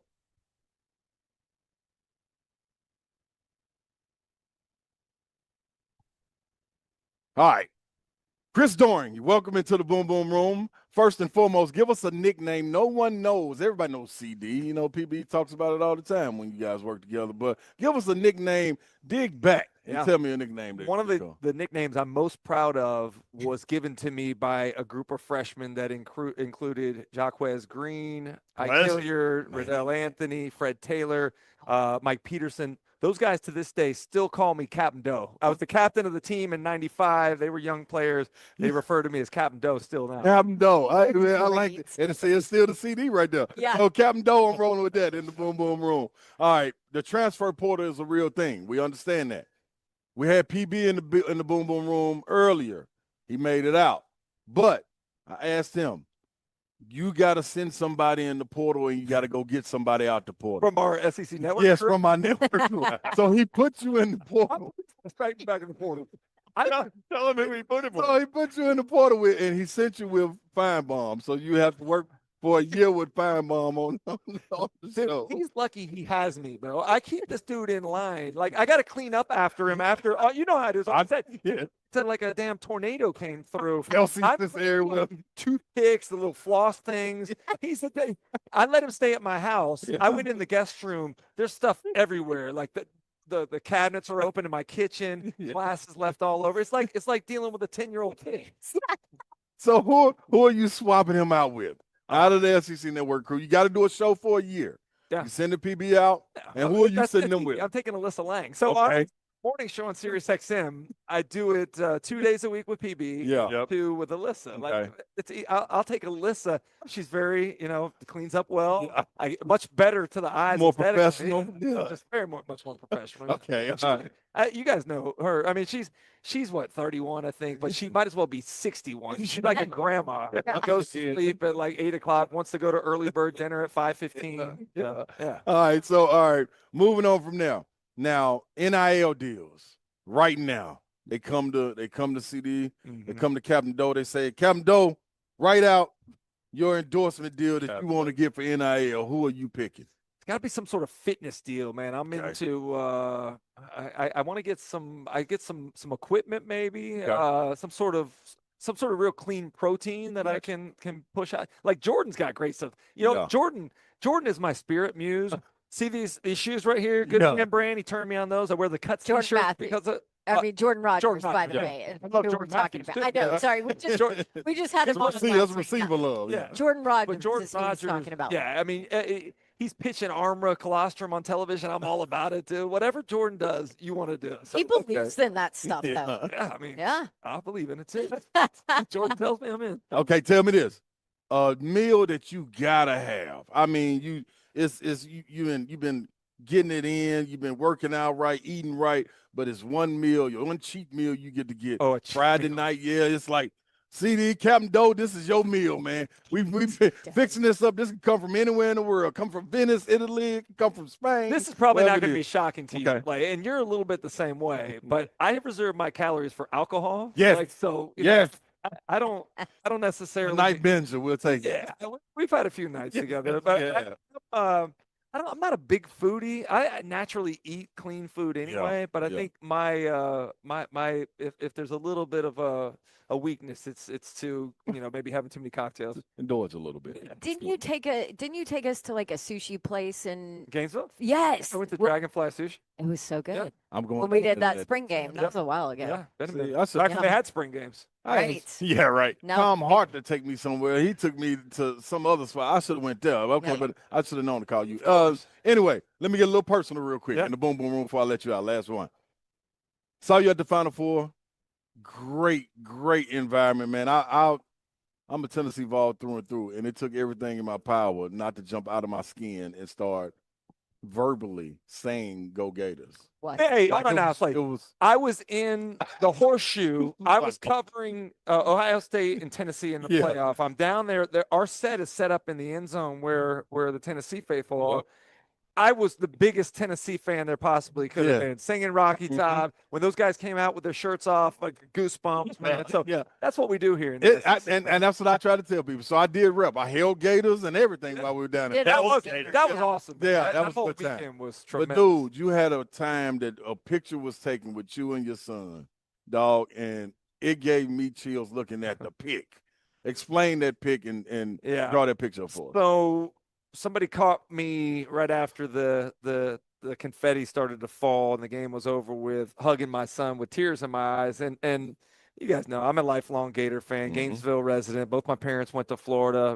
Not only did I go to Florida football games, I grew up going to basketball, baseball, gymnastics. I mean, I bleed literally orange and blue. And you guys know we all come from somewhere, right? So we all have a team that we cheer for. We try to be unbiased in the way that we form our opinions about those teams and others. But being there, that season was special, man. You had a team that was resilient, that believed in one another, never panicked when they were down. You saw them trailing in both the semi and the final with against Auburn and Houston. And it had been a while. Florida fans, the reason why there were so many Florida fans when we were down there at the Riverwalk was because Florida hadn't had much to celebrate. It's been a while, and this was a cathartic experience of a lot of pin-up frustration and disappointment. And just to be able to share that. I took my son when Florida played, I want to say it was 2012 in Dallas. I took him to the Final Four. He was a little guy then.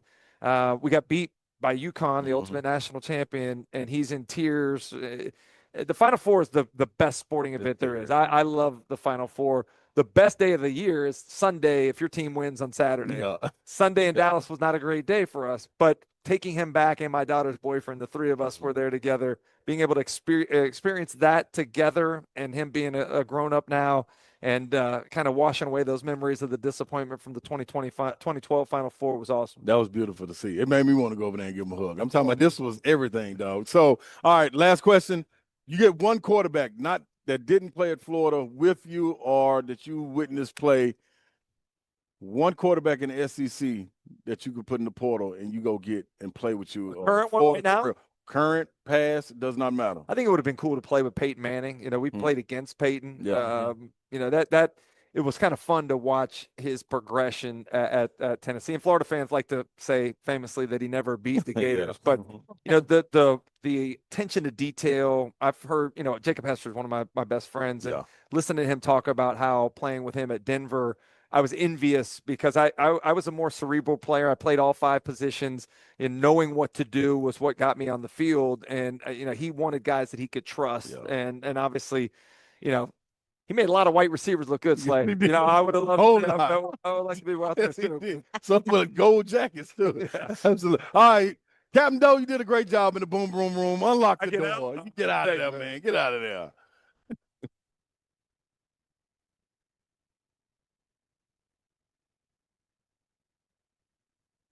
Chris Doring, former Gator wide receiver, NFL wide receiver. Now you see him on ESPN, the SEC Network. You can hear him SEC this morning on Sirius XM. He's got his contacts in today, by the way.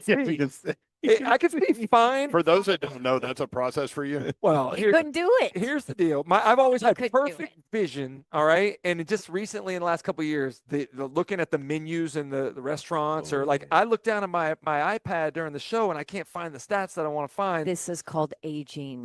I'm Peter Pan. I don't believe in aging. So, and you know what else I don't believe in? Wearing glasses on television. So that'll never happen. I sacrifice being able to see because I wanted to look like I was younger. So I forced the girls today, including Olivia here behind me, to put literally one was holding my eyeball open, the other was jamming the contact lens in. But I could see, I looked at my notes today clearer than I've ever seen them. Slay wears glasses on TV. Yeah. But black dudes can pull that off. White dudes can't pull that off. Just don't go with it. How you gonna get them out though? That's what I want to know. I've worn them 2 times, both of which the eye doctor put in before, and I had to go YouTube how you take them out, get a tutorial on that. Well, at least you could see the computer screen. That's true. It's a good point.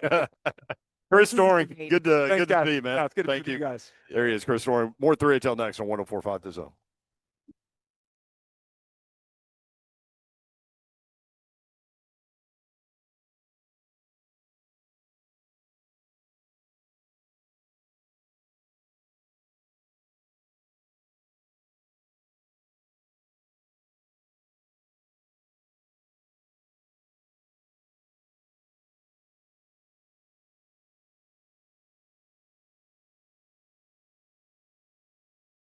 Medical house calls. Listen, medicalhousecalls.com is what you want to hear.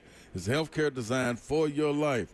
For guys or girls out there that's on the go, don't feel like they have time to be able to say, stop, I got to take them to the doctor. What if you had somebody come to your house, knock on your door, and they were a doctor? It's just pretty much what's going on with this. You get active recovery from the IV therapy that they have. Guys, that's for you when you're going out and working out. You're trying to get replenished and a rapid rehydration, energy boost, all of these immune boosting blends, athletic recovery, vitamins and minerals and nutrients going straight to your bloodstream immediately. We've had these even done in the studio before, so you can see how it works. Urgent care, primary care, all right there, right at your fingertips. 615-838-2375. This is medicalhousecalls.com. Make sure you hit them up. 615-838-2375. medicalhousecalls.com.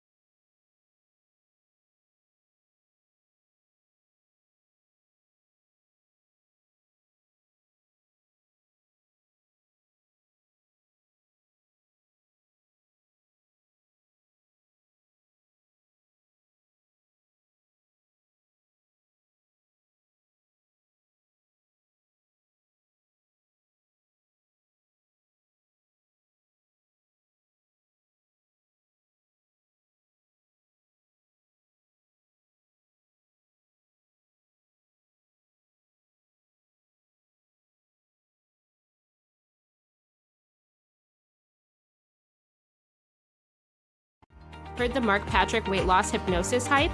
Well, I attended because my father stopped smoking. I lost 70 pounds and my friend lost 20 pounds in the first 2 months. Wow, what are you waiting for? Join Mark Patrick seminars and lose the weight or stop smoking guaranteed for only $49.99.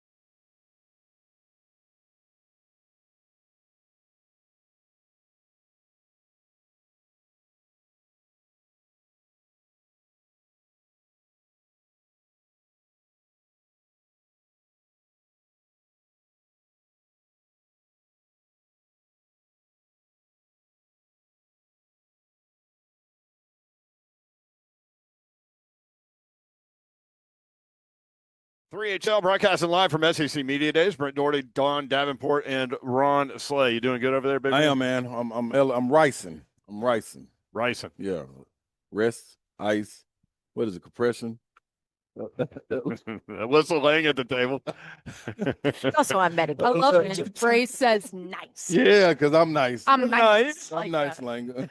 Yeah. You can watch the show live, YouTube, Facebook Live, Twitter, and Twitch. Twitch, please. The F&M Bank chat is open. Our coverage at SEC Media Days, presented by Brian's Motorsports, Medical House Calls.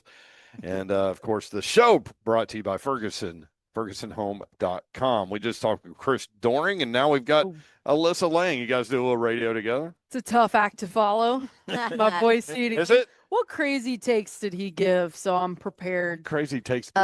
He's on Oklahoma. Loves. Oh, he didn't even hit us. We didn't hit them, though. Oh, okay. Nope. All right. He loves him some drama tier. Of course, he loves Florida. Yeah. Of course. Yeah. He talked about the struggles he has with contact lenses. Oh my gosh. You guys, I witnessed this the other morning. We were in our production room and we were talking about how CD really can't see well. He has glasses, but he doesn't want to wear them on TV. He has contacts, but he can't put them in. So the poor makeup artist is like, I can help you. She did not know what she was getting herself into. We watched them for 20 minutes and you could see the former football player coming out in him. He was not gonna back down. Yeah. Oh, He's yeah. gonna struggle and suffer through this. Yeah. She's like trying to put him in his eye, tears streaming down his face. I was like, buddy, you can tap out. It's okay. You know, like, It'll be all right. your eyeballs are gonna come out of your head. And he's just like, no, I'm gonna power through. They never got there. The other thing that he said that stood out to me, he was talking to Slay about Peyton Manning, and he wished that he could have played with him. He said he made a lot of white receivers look good, Slay. Yeah. I mean, Wasn't wrong. Was not wrong. Yeah. Co-host of SEC This Morning on Sirius XM, SEC Network sideline reporter, among other things. Alyssa Lang with us on 3HL. So, are you diving into Oklahoma like some others down here with John here? No. Well, I love John Matier. If you've watched him play, it's hard not to. I'm not sure that I'm declaring Oklahoma my dark horse or anything like that.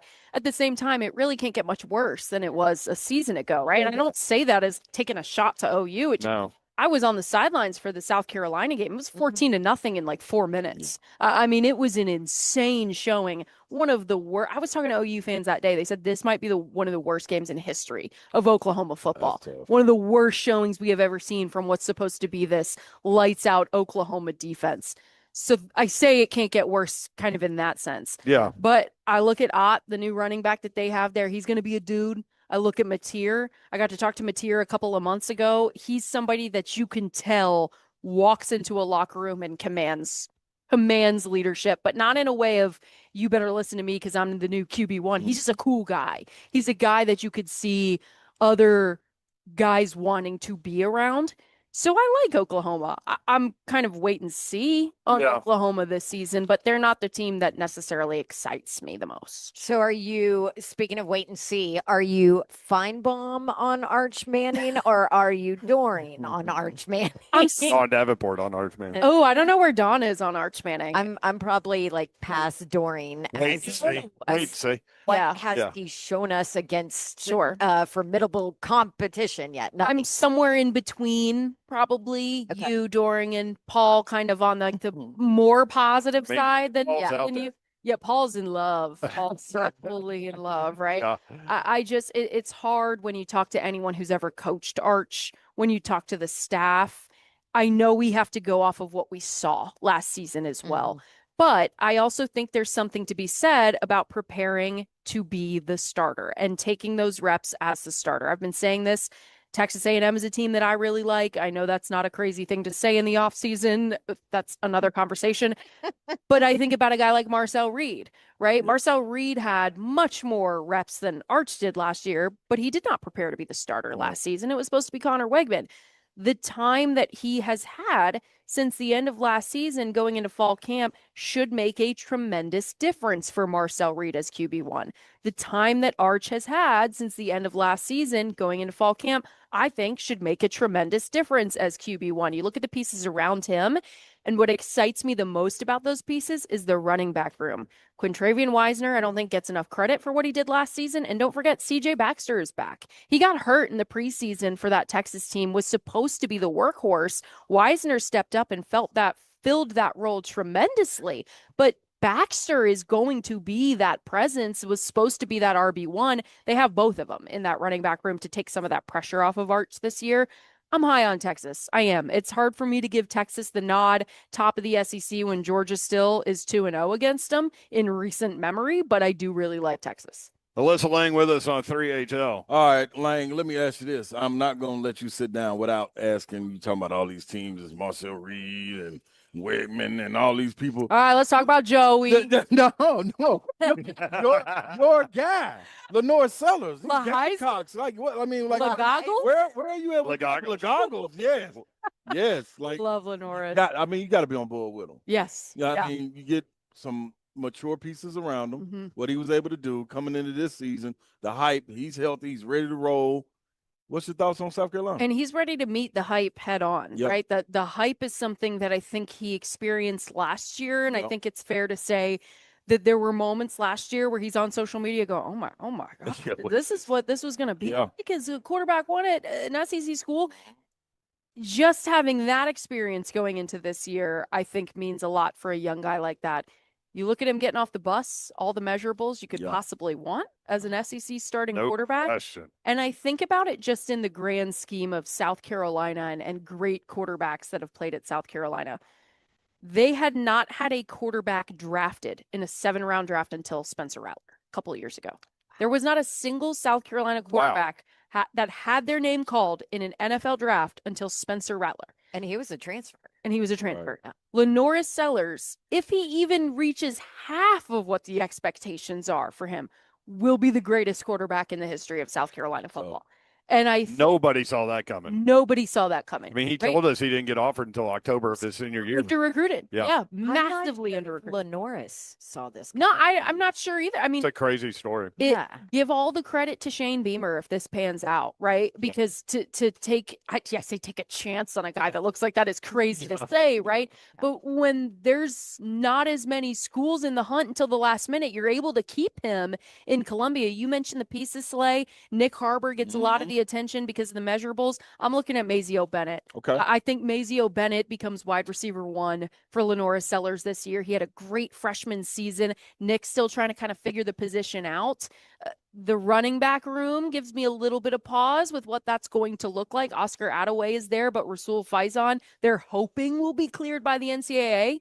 Still no answer on that as of the time of this interview. It could be any day. NCAA. But if he's not, that makes me a little nervous. Lenoris, though, I think stock is through the roof. Great stuff. Alyssa Lang, co-host of SEC This Morning on Sirius XM with our guy Chris Doring, SEC Network sideline reporter, among other things. Thank you for the time. Always good to see you. Now, Thanks for having me. Oh, that's right. Oh, yeah, we had your husband on at the Super Bowl. Mr. Trevor Lang. Yeah, I got it. She does that too. Yep. All right, more 3HL next. Mississippi State going to come through here. Brennan Thompson, wide receiver, next on 104.5 The Zone.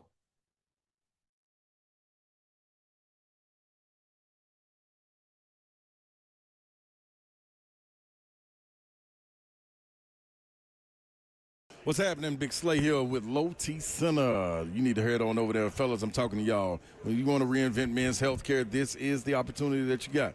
The problem is you don't want to get up and go. I know a lot of times we don't like to do this. We don't like to get up and go to the doctor and check on ourselves. We just want to fight through it. We want to go to the gym, try to get gains, try to get losses, and it's not going your way. Well, your T levels may just be a little bit off. So why don't you go to Low T Center, sit down, talk to them, get your consultation. They'll send everything off to the labs, and it'll get back quick. I'm telling you. Yeah, I know this because I've been through it. The lab results will get there before you even know it. And if you qualify, then they say you meet with a doctor, but sometimes you don't even feel like doing that. Do you feel comfortable trusting your health to a chat? No, you don't want to do any of these things. Go in where they have the expertise and the experts ready to knock it out for you. It's lowtcenter.com. That's where you head to. Low T Center, reinventing men's healthcare.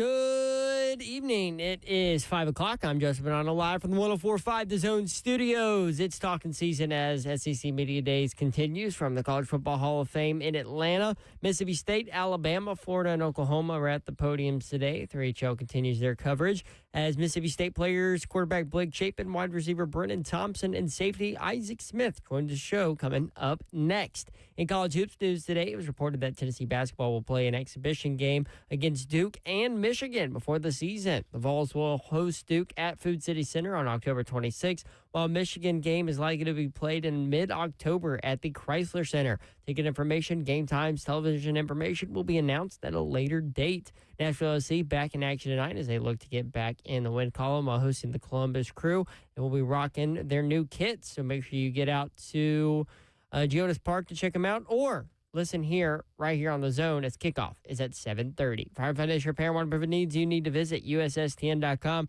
Bring it at once on your home for the Titans and Balls. This is 104.5 The Zone.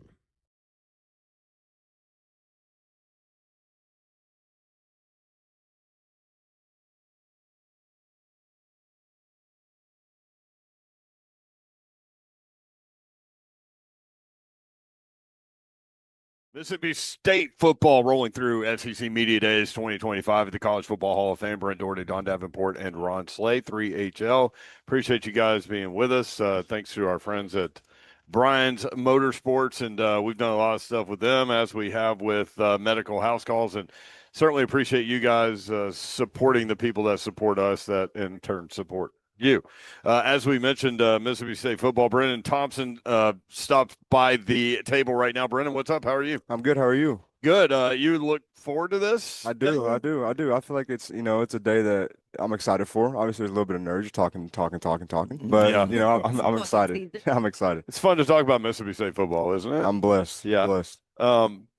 So you transfer in from Oklahoma. What went into that decision for you? Why Mississippi State? I feel like it was just the best decision, for my career at the time. I wanted to go finish out strong. And so, I feel like it was just the best thing to do. Jeff Levy, the head coach here, big reason for that? Big reason. Yes, sir.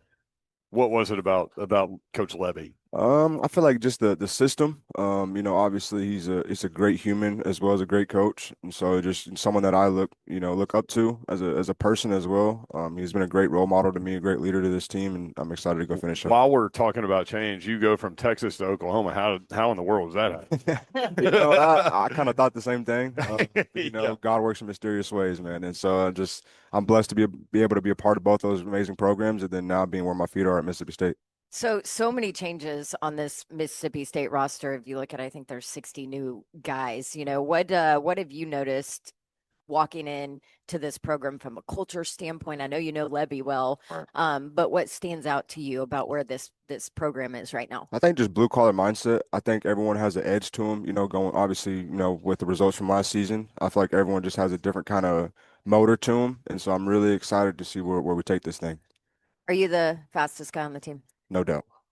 No ifs, ands, buts. Have you tested it out? I mean, miles per hour race. We can do all of it. So. You just go to the tape, or do you just get out on the field and like, hey man, which one of y'all think you can take me? Nah, I think it was kind of a given after spring. Yeah, so it was just that we had a couple guys that thought they were in the mix, but they kind of put away their feelings for a little bit. So yeah, I feel like it's great. I feel like it's I'm blessed obviously to be able to do what I do. But yeah, I definitely think I'm the fastest on the team. Well, have you always been fast? I've always been fast. Yeah, it's a God gift. God gift. Yeah. Okay. What's funny about the three of us? She's the fastest.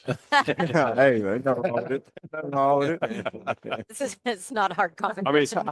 Listen, Slay on that scooter though. He can get around. Get on down. Yeah. Brennan Thompson, Mississippi State wide receiver, with us on 3HL. So Brennan, man, we have something here called the Boom Boom Room. Okay. When you go in the Boom Boom Room, the door's locked behind you. It's a series of questions. You got to answer them truthfully to the best of your ability. If you do, then the door's unlocked. You're able to leave the Boom Boom Room. If not, you locked in the cellar with the other laws SEC souls. So you agree to these terms? Let's do it. Let's do it. Zeph, lock the door.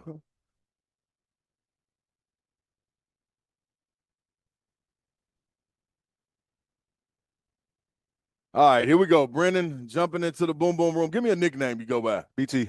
BT. I love that. Answer quickly. Yeah, that's real simple. You know what I mean? Yeah.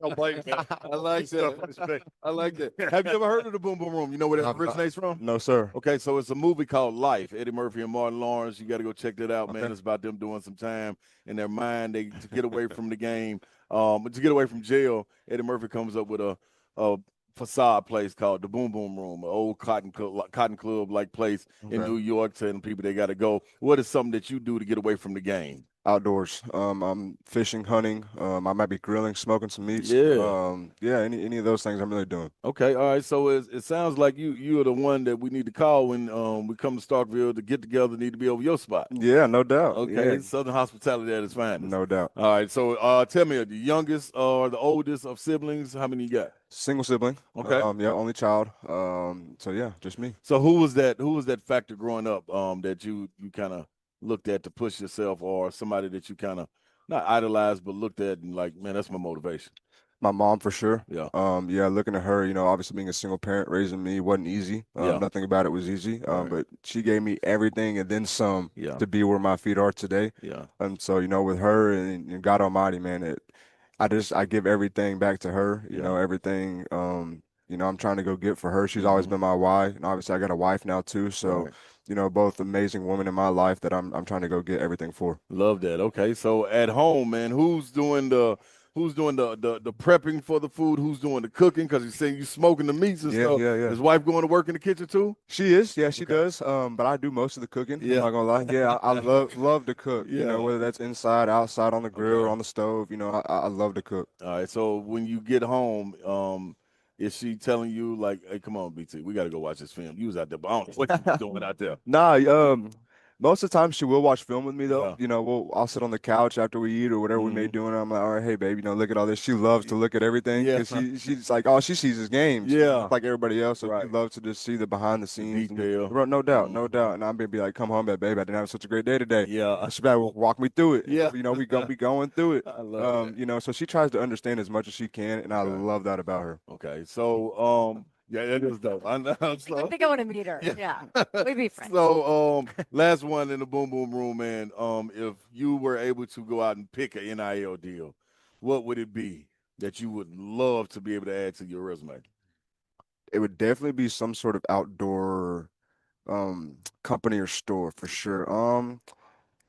Maybe like 6 Sense Fishing. Okay. Yeah, maybe the 6 Sense Fishing brand. Yeah, fishing, hunting. I'm with all of it. So. Yeah. I don't even know what that is. Yeah, it's a fishing company.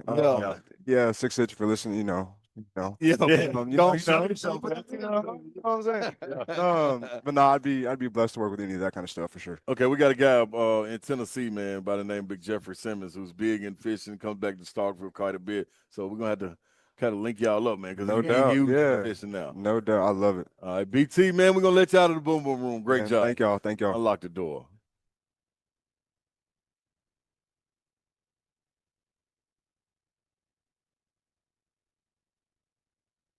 Brennan Thompson, Mississippi State wide receiver. So hunting. What are we? BT right there. Yeah, BT. what are we talking about there? What are you looking for? Whitetail, mule deer. I'm from Spearmint, Texas, so we have a bunch of whitetail and mule deer up there in the plains. Whitetail, mule deer, coyotes, dove, duck, quail. What else are we hunting? Pigs. I really want to do an elk trip, but it's right in the middle of the season every year. So when I'm done playing ball, that's gonna be a goal of mine to go take a bow and go kill an elk. That's all right, man. I just take me along for the ride. I ain't feeling the thing. Maybe you could help me with this, just from a mental perspective. Like my brain just goes everywhere. So like I can't fish, man. I can't sit there and I think about all these things I could be doing. And so like, how do I get my mind to shut off and just enjoy the moment? I feel like catching fish helps. Yeah. Catching fish helps. I always say everyone's first experience is huge. Yeah. And so, you go out for the first time and you don't catch any fish versus you go out for the first time and catch, 20 fish. Your experience is a little different. So you may look at it a little different. But I feel like just our lives are so busy as it is. I feel like they're so go all the time, it's loud constantly. And so being able to get on a body of water and go fish and just ease your mind, talk to God, whatever it may be. Me and my fiance or wife now love to go do that, and so we do that together. We do all of our hobbies together. We love the same things, and so that's awesome. So it's kind of an escape thing. No doubt. You enjoy taking people for the first time? I do. Yeah, I try to take people for their first time just because I'm like, man, we're gonna catch fish. Like, let's go do it. I don't want you to go with no one else. You're gonna go with me. We're gonna be straight. Yeah. So yeah, I love taking people. Brennan Thompson, Mississippi State wide receiver, with us on 3HL. So you go from Texas to Oklahoma. Now you're in this Mississippi State Ole Miss thing. Like, how long did it take for you to understand like the level of hatred there? And I say air quotes. Right. I'm still learning. Obviously, I'm still learning kind of the history behind the two teams. But yeah, obviously playing in Texas, Oklahoma was, pretty still hostile environment for sure. And I've heard nothing but, the same for the Egg Bowl. And so nothing but respect for Ole Miss. But, obviously our guys are ready to go play that game for sure. Quarterback, the entire room, it's a pretty deep room for you guys. And we, have talked to Blake Shapen. We talked to him last year too. But what do you see from that position and what kind of step can this program take this year? I think it can be huge. I think, having Blake healthy is huge. I think having some guys behind him to not only push him, and really get him going, but also them guys to learn from Blake as well, being, an older guy, a vet, just knowing the game. I feel like Blake has been an amazing leader this offseason and in the spring. He's taken his game to the next level, just from what I've seen. He's been amazing to work with. Same with Luke, Kamario. They've been great guys in and out of the facility, which is huge. I think as a quarterback, you got to be, just as good off the field as you are on the field. And so they've been a great leader to this team. It's funny, Blake Shapen, we talked with him a minute ago off air. He's coming on in just a little bit, but it's got to be great to have him healthy, as you said, but to have competition in that room. He's the guy, but you do have guys pushing each other, right? At every position. No, I feel like at every team, you may have those guys at certain positions, but it always helps to have a guy behind him. Just to nobody's safe, nobody's comfortable. Right. I think, you never grow when you're comfortable. And so always just having an edge, like, man, I got to go get it every day. Because, what if I don't, and so I'm not really one of those players to want to have regrets. And so I want to attack every single day, whether that's in the fall, whether that's in the summer, whether that's in the spring, winter, whatever it may be. I feel like, I can't get today back. And so whatever I do today is going to affect 50 days from now. And I take that mindset with me with everything I do. Okay. So obviously I know football for a long time is the goal, right? But when football's done, what do you want to do in life? Well, there's a couple things. I definitely want to be involved in the outdoors. So I thought about maybe doing, real estate kind of, ranch broker type area. I don't know. My mind's kind of a little bit everywhere right now. And so we'll get to that when it comes for sure. Speaking of that, do you watch like Landman? I've seen Landman. Yellowstone's one of my favorites. Yeah, one of the best series. Clay got me on Landman, man. Landman's great. And at the West Texas oil field. I know all about that. Oh, yeah. Stuff. That's funny. So from a wide receiver perspective, Brennan Thompson with us from Mississippi State. Who organizes things during the offseason? Is it the quarterbacks going, hey, let's go throw? Is it you going, hey, man, I need to catch some balls? How's that work? It definitely starts with the quarterbacks. Yeah. But, that we obviously go back and forth. There may be some times where, their arms are sore and our legs are sore. So we go back and forth and we, cater to each other's needs. But at the end of the day, we work together as one. And so in timing and precision and everything is, got to be perfect. And so, getting out, when it's just us and just getting out there and throwing the football around, man, just like we were kids in the backyard. I feel like that's important. And so it all starts with the quarterback room, but then it also obviously trickles down to every position underneath that. Is it a challenge from a wide receiver perspective with three different guys throwing the ball three different ways? Like, it is and it's not. Okay. Because I feel like, the standard for the quarterback room should not change, just as it won't change, versus if we're one deep or four deep at, that same position. Yeah. And so, at the end of the day, we have to run the route. We have to get open. We have to be at the same spot we need to be. And the quarterback has to put that ball where it needs to be, no matter if that's, 1, 2, or 3, however that may be. Everyone needs to be on the same page and we're all moving together. Do quarterbacks have to get accustomed to your speed? Yes, ma'am, they do. It's funny. You can ask Blake that for sure. That'd be a better question from Blake, Okay. but I'm sure he would say yes. Yeah, well, because it's funny because we're in Tennessee with the Titans. Obviously, Cam Ward is, the quarterback there now, and you got a guy like Calvin Ridley, and he's just different. Like, right, you got to get used. No doubt, and I feel like as which I played some quarterback in high school, so I know a little something.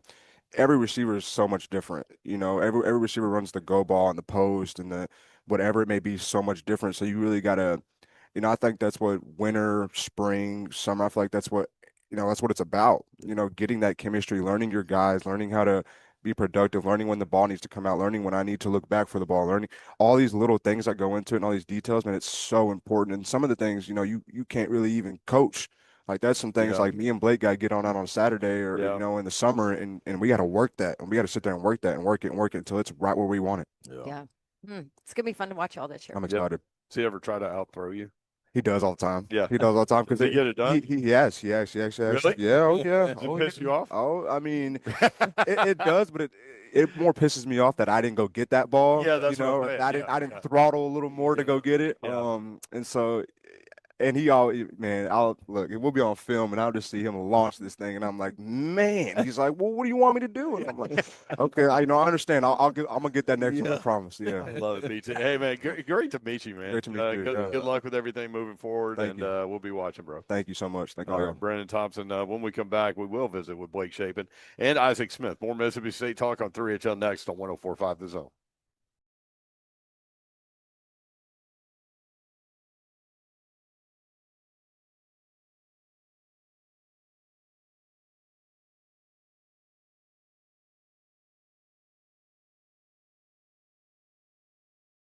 USSTN.com, United Structural Systems, foundation repair, waterproofing, concrete leveling. This is the company for you if you're looking for those things. Foundation repair, waterproofing, some of the symptoms with regard to foundation repair when it's hot and dry weather. Maybe you notice soil cracking, pulling away from your home, leaving holes or gaps next to the foundation. Maybe your bricks are cracking, walls bowing, windows sticking, drywall separating. Foundation repair issues. Maybe waterproofing is something that you're dealing with. Some of the symptoms there: standing water in crawl space, musty odors or floor joists with wood rot, cracks in basement flooring, hardwood floors cupping. Your house may be trying to tell you something. Putting off a moisture issue in your home is bad for your health. Could lead to more expensive repairs down the road. Whether you're looking for waterproofing help or foundation repair help, United Structural Systems, foundation repair and waterproofing company that has served the Middle Tennessee area since 1994, and we appreciate these guys, and you will too. USSTN.com is the website. Homeowners trust USS, keeping homes dry and stable. We guarantee our best. Call USS 615-488-7855. USS serving Middle Tennessee, Southern Kentucky, and Western Kentucky. Online, USSTN.com. Big important message from our good friends over at Bart Durham. Injury law. Some lawyers out there chase ambulances, and they are going to do anything they can to get your attention. Blair Durham and his team over at Bart Durham Injury Law, they don't do that. If someone calls you after a wreck, they're actually breaking the law. There are lawyers that break the law. How about that? Well, Marine veteran Blair and his team at Bart Durham Injury Law, they don't play those games. They wait for you, and when you make the call, they answer. They're local, they're trusted, they've been here in Nashville forever, and they are ready to fight for you. No gimmicks, just a team that is on your side from the start. So if you or someone that you love is ever in a wreck, remember Blair's number. Easy to remember, 615-242-9000. Local, trusted, and ready to fight for you. That's Bart Durham Injury Law at 615-242-9000.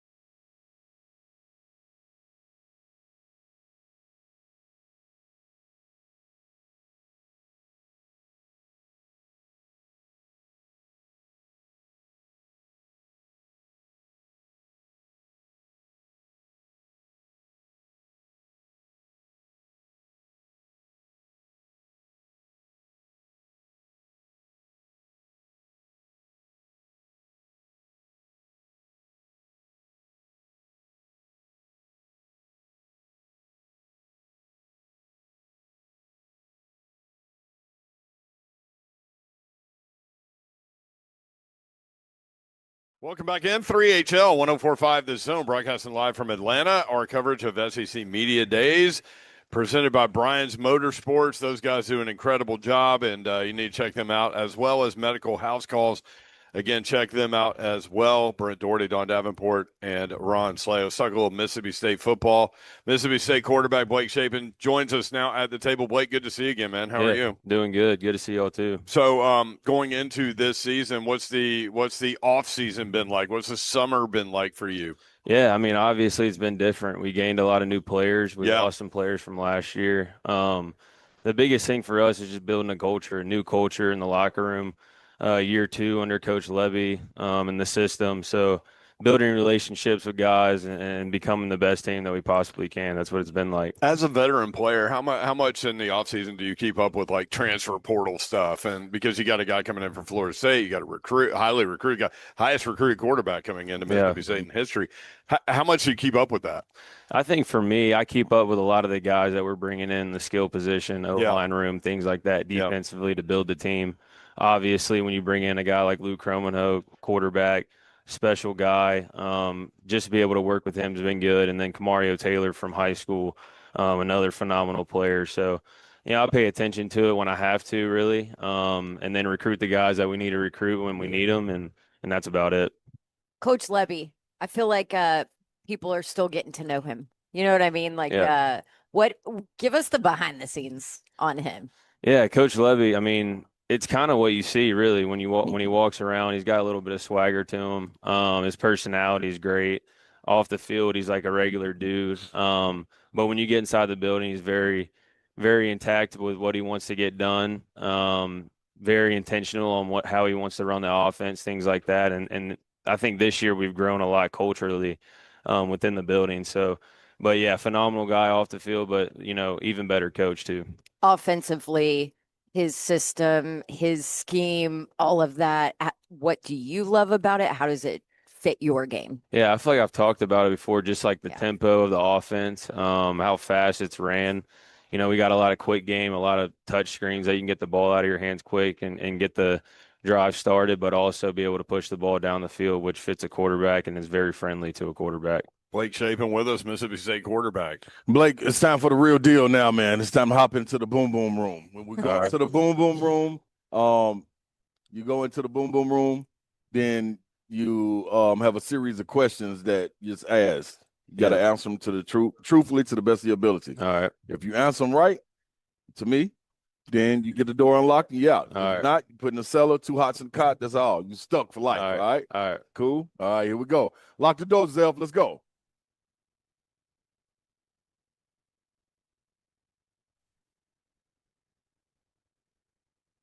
All right, Blake, first and foremost, give me a nickname that you go by. B-Shape. B-Shape. Yeah. I like You that. put that quickly. That's been like forever. Yeah, I mean, I've had that as my Instagram handle for about 10 years now. So Wait, you created that nickname? Yeah, growing up, I've had it. It's been my Xbox name and everything. So everybody calls me B-Shape. So B-Shape, you came through, a lot of pictures that you have out there. You got the goatee, trying different things. What's the theme for the season right there? You going rough and rugged? You going clean baby face? What you going with? He's clean today. Yeah, clean baby face is probably the way I'm going. Babyface assassin. I like that. Okay. Now, coming from where you come from, Louisiana, man, you got superior athletes down there. You've been throwing the ball around your life all the time, man. Have you ran across anybody where you like, this dude here, this speed is a little different? Yeah. Who's that? Man, I'd say I've actually played with this guy, Darius Washington. I don't know if y'all know him, but he plays safety for the Ravens right now. Well, he played receiver in high school for me, and he was special. Yeah. Like, he was one of those guys, jump out of the gym, speedster, just could do everything. And, like, anything you want him to do, he could do it. So he's pretty special to play with. Anytime with, Coach Levy, new coach coming in and, trying to get established again, year 2, have you thought about, going to the huddle even with your OC or going away from coming to the sideline and being like, hey, my headset ain't working. I'm about to take this one over. We're going to play in the dirt on this one, fellas. Yeah, no, there were a couple of times last year. Obviously, my season got cut short, but I would say, I mean, there's times where the mic's cutting in and out and you just kind of want to look over and be like, point to yourself, like, I got this. But Coach Levy doesn't fare well with that sometimes. All right. anytime that you have been, on the sideline, wanting to give input, been that voice for the team that you can think back to where y'all may have had a time where it was a bump in the road, and maybe you didn't step up and say something. You can think about any of those times that you have grown to mature to this point where you're like, you know what, that situation ever come up again, I'm saying something. Yeah, I mean, over 5 years of college football, I think there's a lot of times where you wish you would have said something, or whether it's in a game or even at practice, you want to say something. So I can't point in particular a certain time, but there's been multiple times where I wish I would have stepped up and said something. But I've gotten it to the point where it's like when it is time to say something, I got to say something. Taking your mind away from football, what do you do to have fun? Give me a day in the life of you away from football, away from the training room, just you and your guys, or you solo. What you doing? Playing Fortnite, probably number one, and then still, yeah, yeah, then playing golf. Okay, yeah, those are my two. Handicap. I don't, like I said earlier, I don't want to talk about it. The last time I was here, I didn't want to talk about it. Let's try again, right? I told you too. I was like, that's like you don't ask a woman her weight or her age, too. You don't ask somebody their handicap. That's definitely true. Her husband broke 80 yesterday, and I was like, dude, stop. Yeah, I wish I could break 80. I never broke 80 in my life. There you go. Be safe. Last one, man. What's on your goal, your individual goal list? Understand team goal, want to get a championship, so forth and so on. But individual goal, what's something that you're looking to check off? Man, honestly, I'm going to keep it simple. Like, I just want to stay healthy. I think that's the biggest thing for me is just staying healthy this season and playing a full year. Obviously, I want to go throw for a lot of yards. I want to win a lot of games, but for sure stay healthy. That's the biggest goal I got this year. Be safe. Terrific job in the Boom Boom Room. Unlock the door. Let them out, Zelf.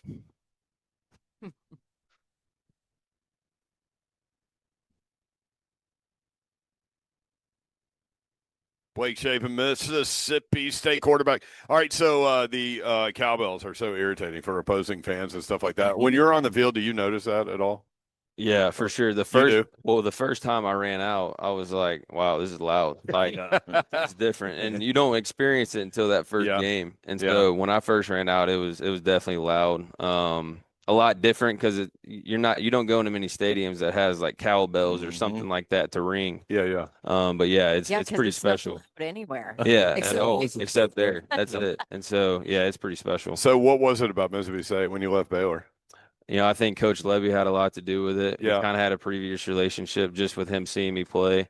Obviously, playing the SEC is a huge goal of mine to be able to play in the best conference. So those two are the biggest reasons. How much do you hate Ole Miss?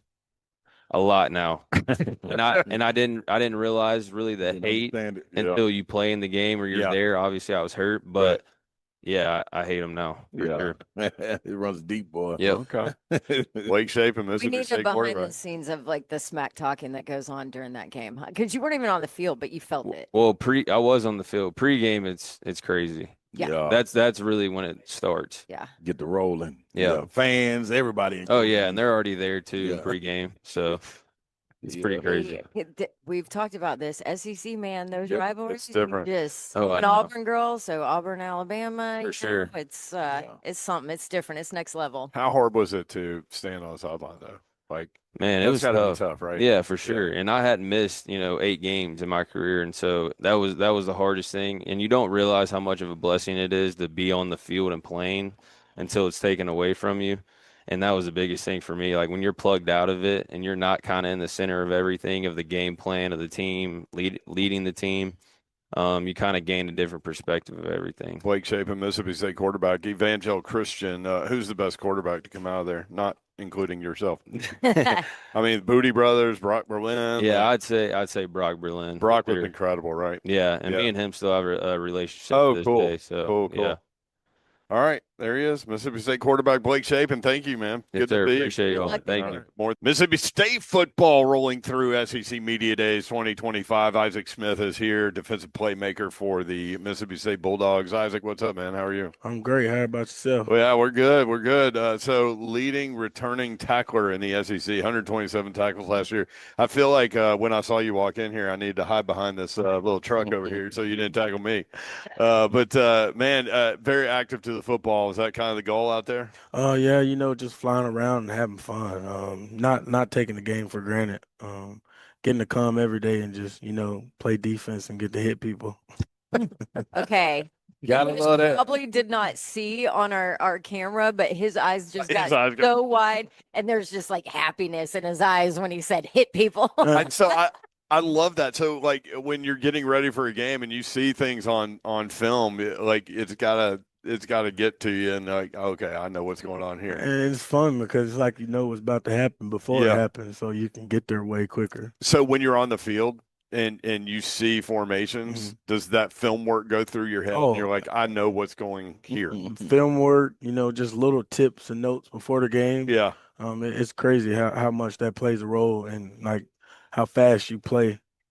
So what growing up, not always football, right? Like what what was growing up sports wise, and when did football become a big part? Baseball is probably my favorite sport growing up, which it kind of still is. Like I was up last night watching the All-Star game. Yeah. Yeah. That was cool, wasn't it? You know they did the new rule. That was a crazy finish. That was great. But you know, I played basketball and did track as well. But you know, I think my 10th grade year, I just decided to stick with football all the way through. What position did you play in baseball? I played right in field and third base. Okay, so you had an arm on you. Yes. Yeah, I got you. What about basketball? I played. I was more like a Dennis Rodman, foul and rebound. Gotta have one of those. You relate to that? Absolutely. Love that. Need those in the team. That fits though. Foul and rebound. Isaac Track. Smith, Mississippi State defensive playmaker, with us on 3HL. All right, Ike, man, we jumping straight into this. Oh, you just went nickname. Yeah. I went on there earlier. I heard Bab say something about it. Yeah. We're gonna ride with that right now. Going into the boom boom room. The door is locked behind us. There's a series of questions. You got to answer them truthfully to the best of your ability. If you're able to do that, the door is unlocked and you get away. If not, you go down there in the cellar with the other SEC foes and y'all just figure out what y'all do. You know what I mean? It was on y'all. 2 hots in the cotton, we pushing, you know? All right, so the boom boom room. The door's locked. You agree to these terms? Yes, sir. Lock the door, Zeph. Let's roll.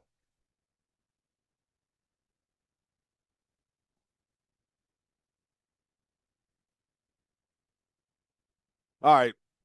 Ike is the nickname. Tell us how that came about. My wonderful co-host Babsy just talked about that off air, but Ike is your nickname. How did that come about? You know, growing up, my grandma and all my aunts and uncles, they used to just call me Ike. I don't know where it came from, but you know, my first day meeting Coleman Hustler, our DC, I'm sitting in the meeting room. He comes up. He's like, I'm not gonna call you Isaac. I like Ike though, and like my eyes got wide, and you know, it kind of weirded me out because it was like only my family's ever called me that. Yeah. But, you know, it was kind of good experience. But now me and him are real close. It seemed like when somebody approaches you like that, relationships are big to you. Yeah. What are your relationships? Some of your strongest relationships with either family or friends? I would say probably my dad, and then, you know, probably Coach Hustler. He's like a second dad to me on campus. You know, we talk every day, and you know, I just love the things that he preach and praise. Yeah. Anytime growing up, you know, did you ever hit the fork in the road where could have been a mistake here, could have went left here, could have went right, could have changed some things on your trajectory, leading to you where you are now? Anything you can think back on, and you were like, man, I'm glad I made a decision on that one. I would probably say just, you know, deciding to stick it out. Mm-hmm. It was a point where I got hurt and, you know, thought about quitting my freshman year. Yeah. And, you know, after that decision, it changed my life going into that fall camp of my sophomore season. Yeah, that's what's up, man. Getting away from football, what's one of your things that you love to do just to get away, just to break free? During hunting season, I love to hunt. Yeah. I'm a big outdoorsy person. Okay. So I love being outside. I love fishing. Yeah. Playing golf. Yeah. And just watching other sports, really. What's some of the game that you've shot? I've shot deer, dove, duck, hogs. Oh, Yeah, I've done some of it all. Times it seems like you want a question in here. I can feel you. I can feel you piercing through the window. That's your guy, man. With the wild hogs. Hey, I like that. That's Traylon Burks. Traylon Burks did the same thing. Yes. Yeah. Listen, Mississippi, you live in Starkville, you better hunt. You gotta I'm hunt. telling you. Trucks and boots. Drugs and boots. That's what's up right there. Okay, so if I'm a recruit, I'm coming to Mississippi State. Sell me on why I need to commit to you guys. You know, the people in Starkville are awesome. If you've ever been to Starkville, it's a small town. It's not too big. It's not many distractions. It's really blue collar everywhere, and I love that aspect of it. The people are real welcoming, and they make you feel like family the second you walk in. I mean, you go and eat in some of the nice spots we got in Starkville, and it's like people already like everyone knows you because it's so little. So you just feel that at home vibe, depending on where you're from. Iron sharpens iron. That's my last one for you, and I'll let you out. Who's the guy on your team, or that maybe not be on your team, could be a trainer or somebody you get with in the summer that iron sharpens iron for you to keep you sharp on your game, whether it be defending somebody, whether it be watching film with somebody, whatever it may be? I'd probably say my teammate, number 40, Nick Mitchell, return linebacker for us. He stays on me every day, just standing in the film room, staying sharp, never taking anything for granted, not getting complacent. Love that, man. Okay, well, hey, listen, Ike, you can get on about the boom boom room, man. Take your boots, bring your boots back though. You know what I mean? Come on in here. Let him out, Zeph. Unlock the door.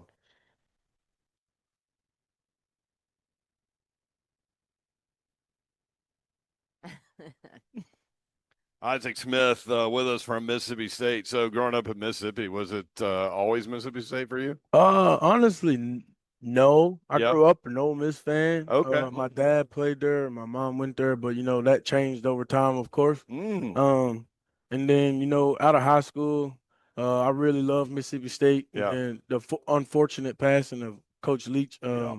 I rethought about some things, and I really loved LSU. But then signing day, I woke up and wanted to come to Mississippi State. So you grew up an Ole Miss fan. Like, what changed there? I would just say, I say the way they recruited me, really. Oh, okay. Which that was my first offer, and I think 10th grade. Was that Lane? No. Okay. He came the second year after that. Okay. But I would say just the way they recruited me and everything. Yeah. And then once I came to Mississippi State, it was on from there. Yeah. What does it feel like to play in the Egg Bowl? It's like if you have a big brother and or a little brother, and you just want to wrestle all the time, or you just have a rival in high school that you just you respect them, but you don't like them at all. Yeah, I always wonder about rivalry game situations because there's so much build up from the fan bases, like the week leading up, and really for y'all all year with that game. But how long does it take to kind of get over that? Like 2 snaps, 3 snaps, until it just turns into football?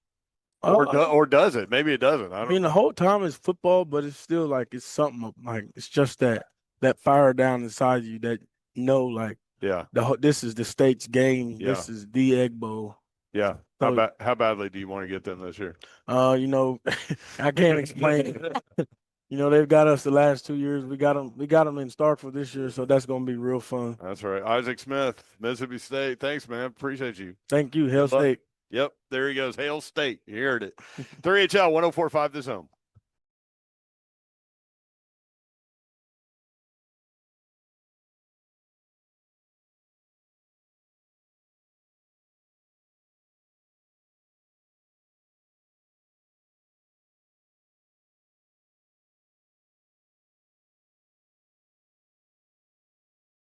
Coming at you from the College Football Hall of Fame in Atlanta. Our coverage continues, but take a little break here just to tell you about Loan Pronto, because maybe you are maxed out on credit cards or you're struggling with high-interest debt.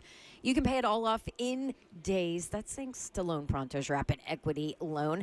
I want to tell you a little bit about Loan Pronto because I know him well. The owner, the founder of Loan Pronto's Roger Moore, and he's the best. He decided that there needs to be a better way, an easier way when it comes to loans so that you're not buried in paperwork. So came up with Loan Pronto, started Loan Pronto, more of a quicker process. He simplified it. They have the ability to get you the lowest rate, and you can start it all at loanpronto.com.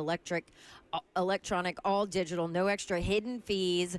We use Loan Pronto to get cash out of the equity in our home and do a project. And maybe you want to do that to pay off some high interest debt. They can do it all for you. LoanPronto.com, 615-499-5780. LoanPronto.com at 499-5780. Loan Pronto, Equal Housing Lender, NMLS 1661781 on approved credit, NMLSConsumerAccess.org.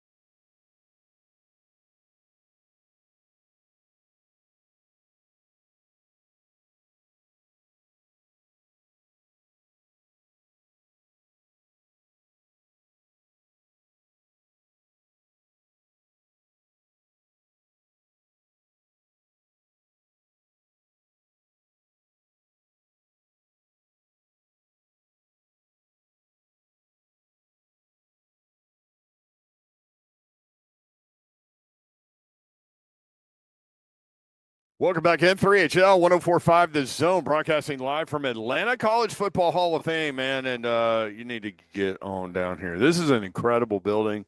They've got so many interactive things. Babs wants us to run the 40. I don't know what's going to happen It's there. right over there, although Slade's out. Leap. Yeah, I'm going to have to miss this one. I know. Yeah, I can't You can run the 40 in that scooter. Yeah, it's kind of cheating. What do you think you could do? Like a 3.6 or something?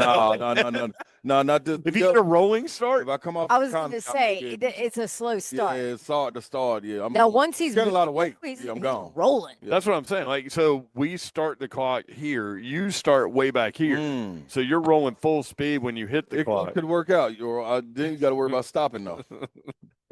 How about all the Mississippi State talk? By the way, 3HL presented by Ferguson Home. FergusonHome.com. Check those guys out. And our broadcast down here at SEC Media Days will be back tomorrow as well. But Brian's Motorsports and Medical House Calls, we appreciate those guys for sure. Brent Doherty, Don Davenport, Ron Slay. We just had a lot of Mississippi State information. And you know what's interesting about that is I know a lot of y'all in Nashville maybe don't care about Mississippi State.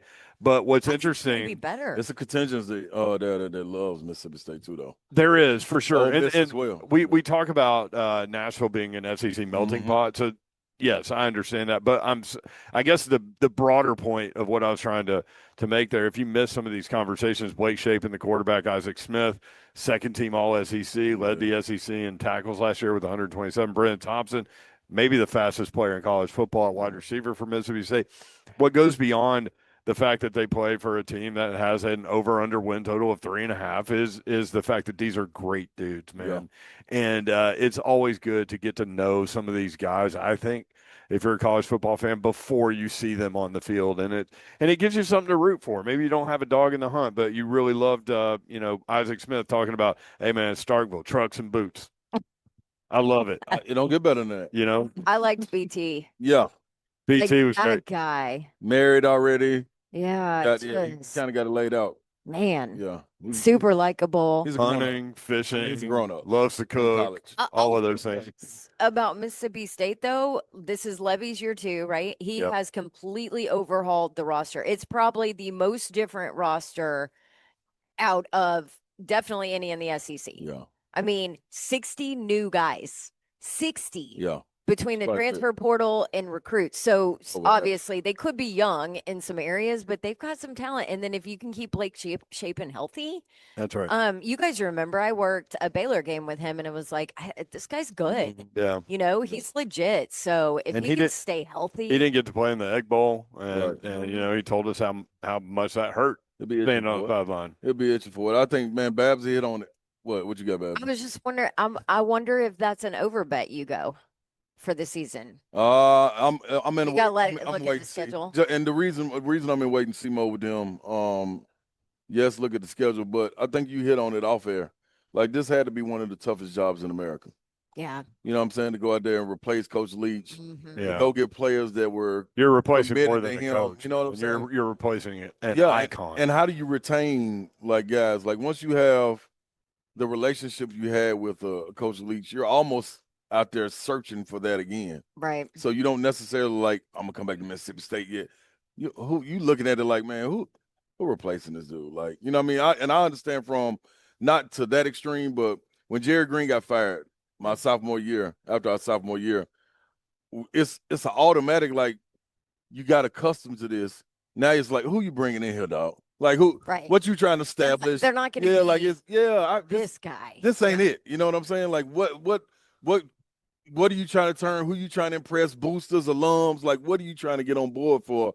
And it almost feels a little weird at times. So why would I stay? Yeah. You know, when I can go out there and do something new. So Coach Levy got his work cut out for him, man. Mm-hmm. You know what I mean? And not just in year 2.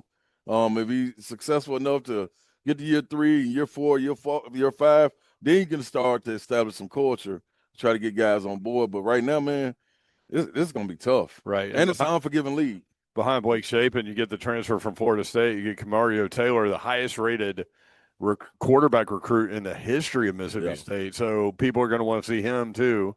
Now that could bring something new next year. You know what I'm saying? If Blake Shapen stays healthy, I mean, they're going to be better. Right. No question. It'll be better. No question. 3HL 1045 The Zone. If you've missed any of these conversations, just get the 3HL podcast where you get your podcast. Rate, review, subscribe, download, and we would appreciate that. And you can do that for all the shows on 1045 The Zone. Speaking of quarterbacks, Cam Ward. What about him? Cammy Cam. So we talked about yesterday his little quote about how, when he's on the football field, all he thinks about is I don't know, he might have used some colorful language about throwing the ball around. About throwing the ball around. Yeah. So Gino Torretta spent some time with John Gruden.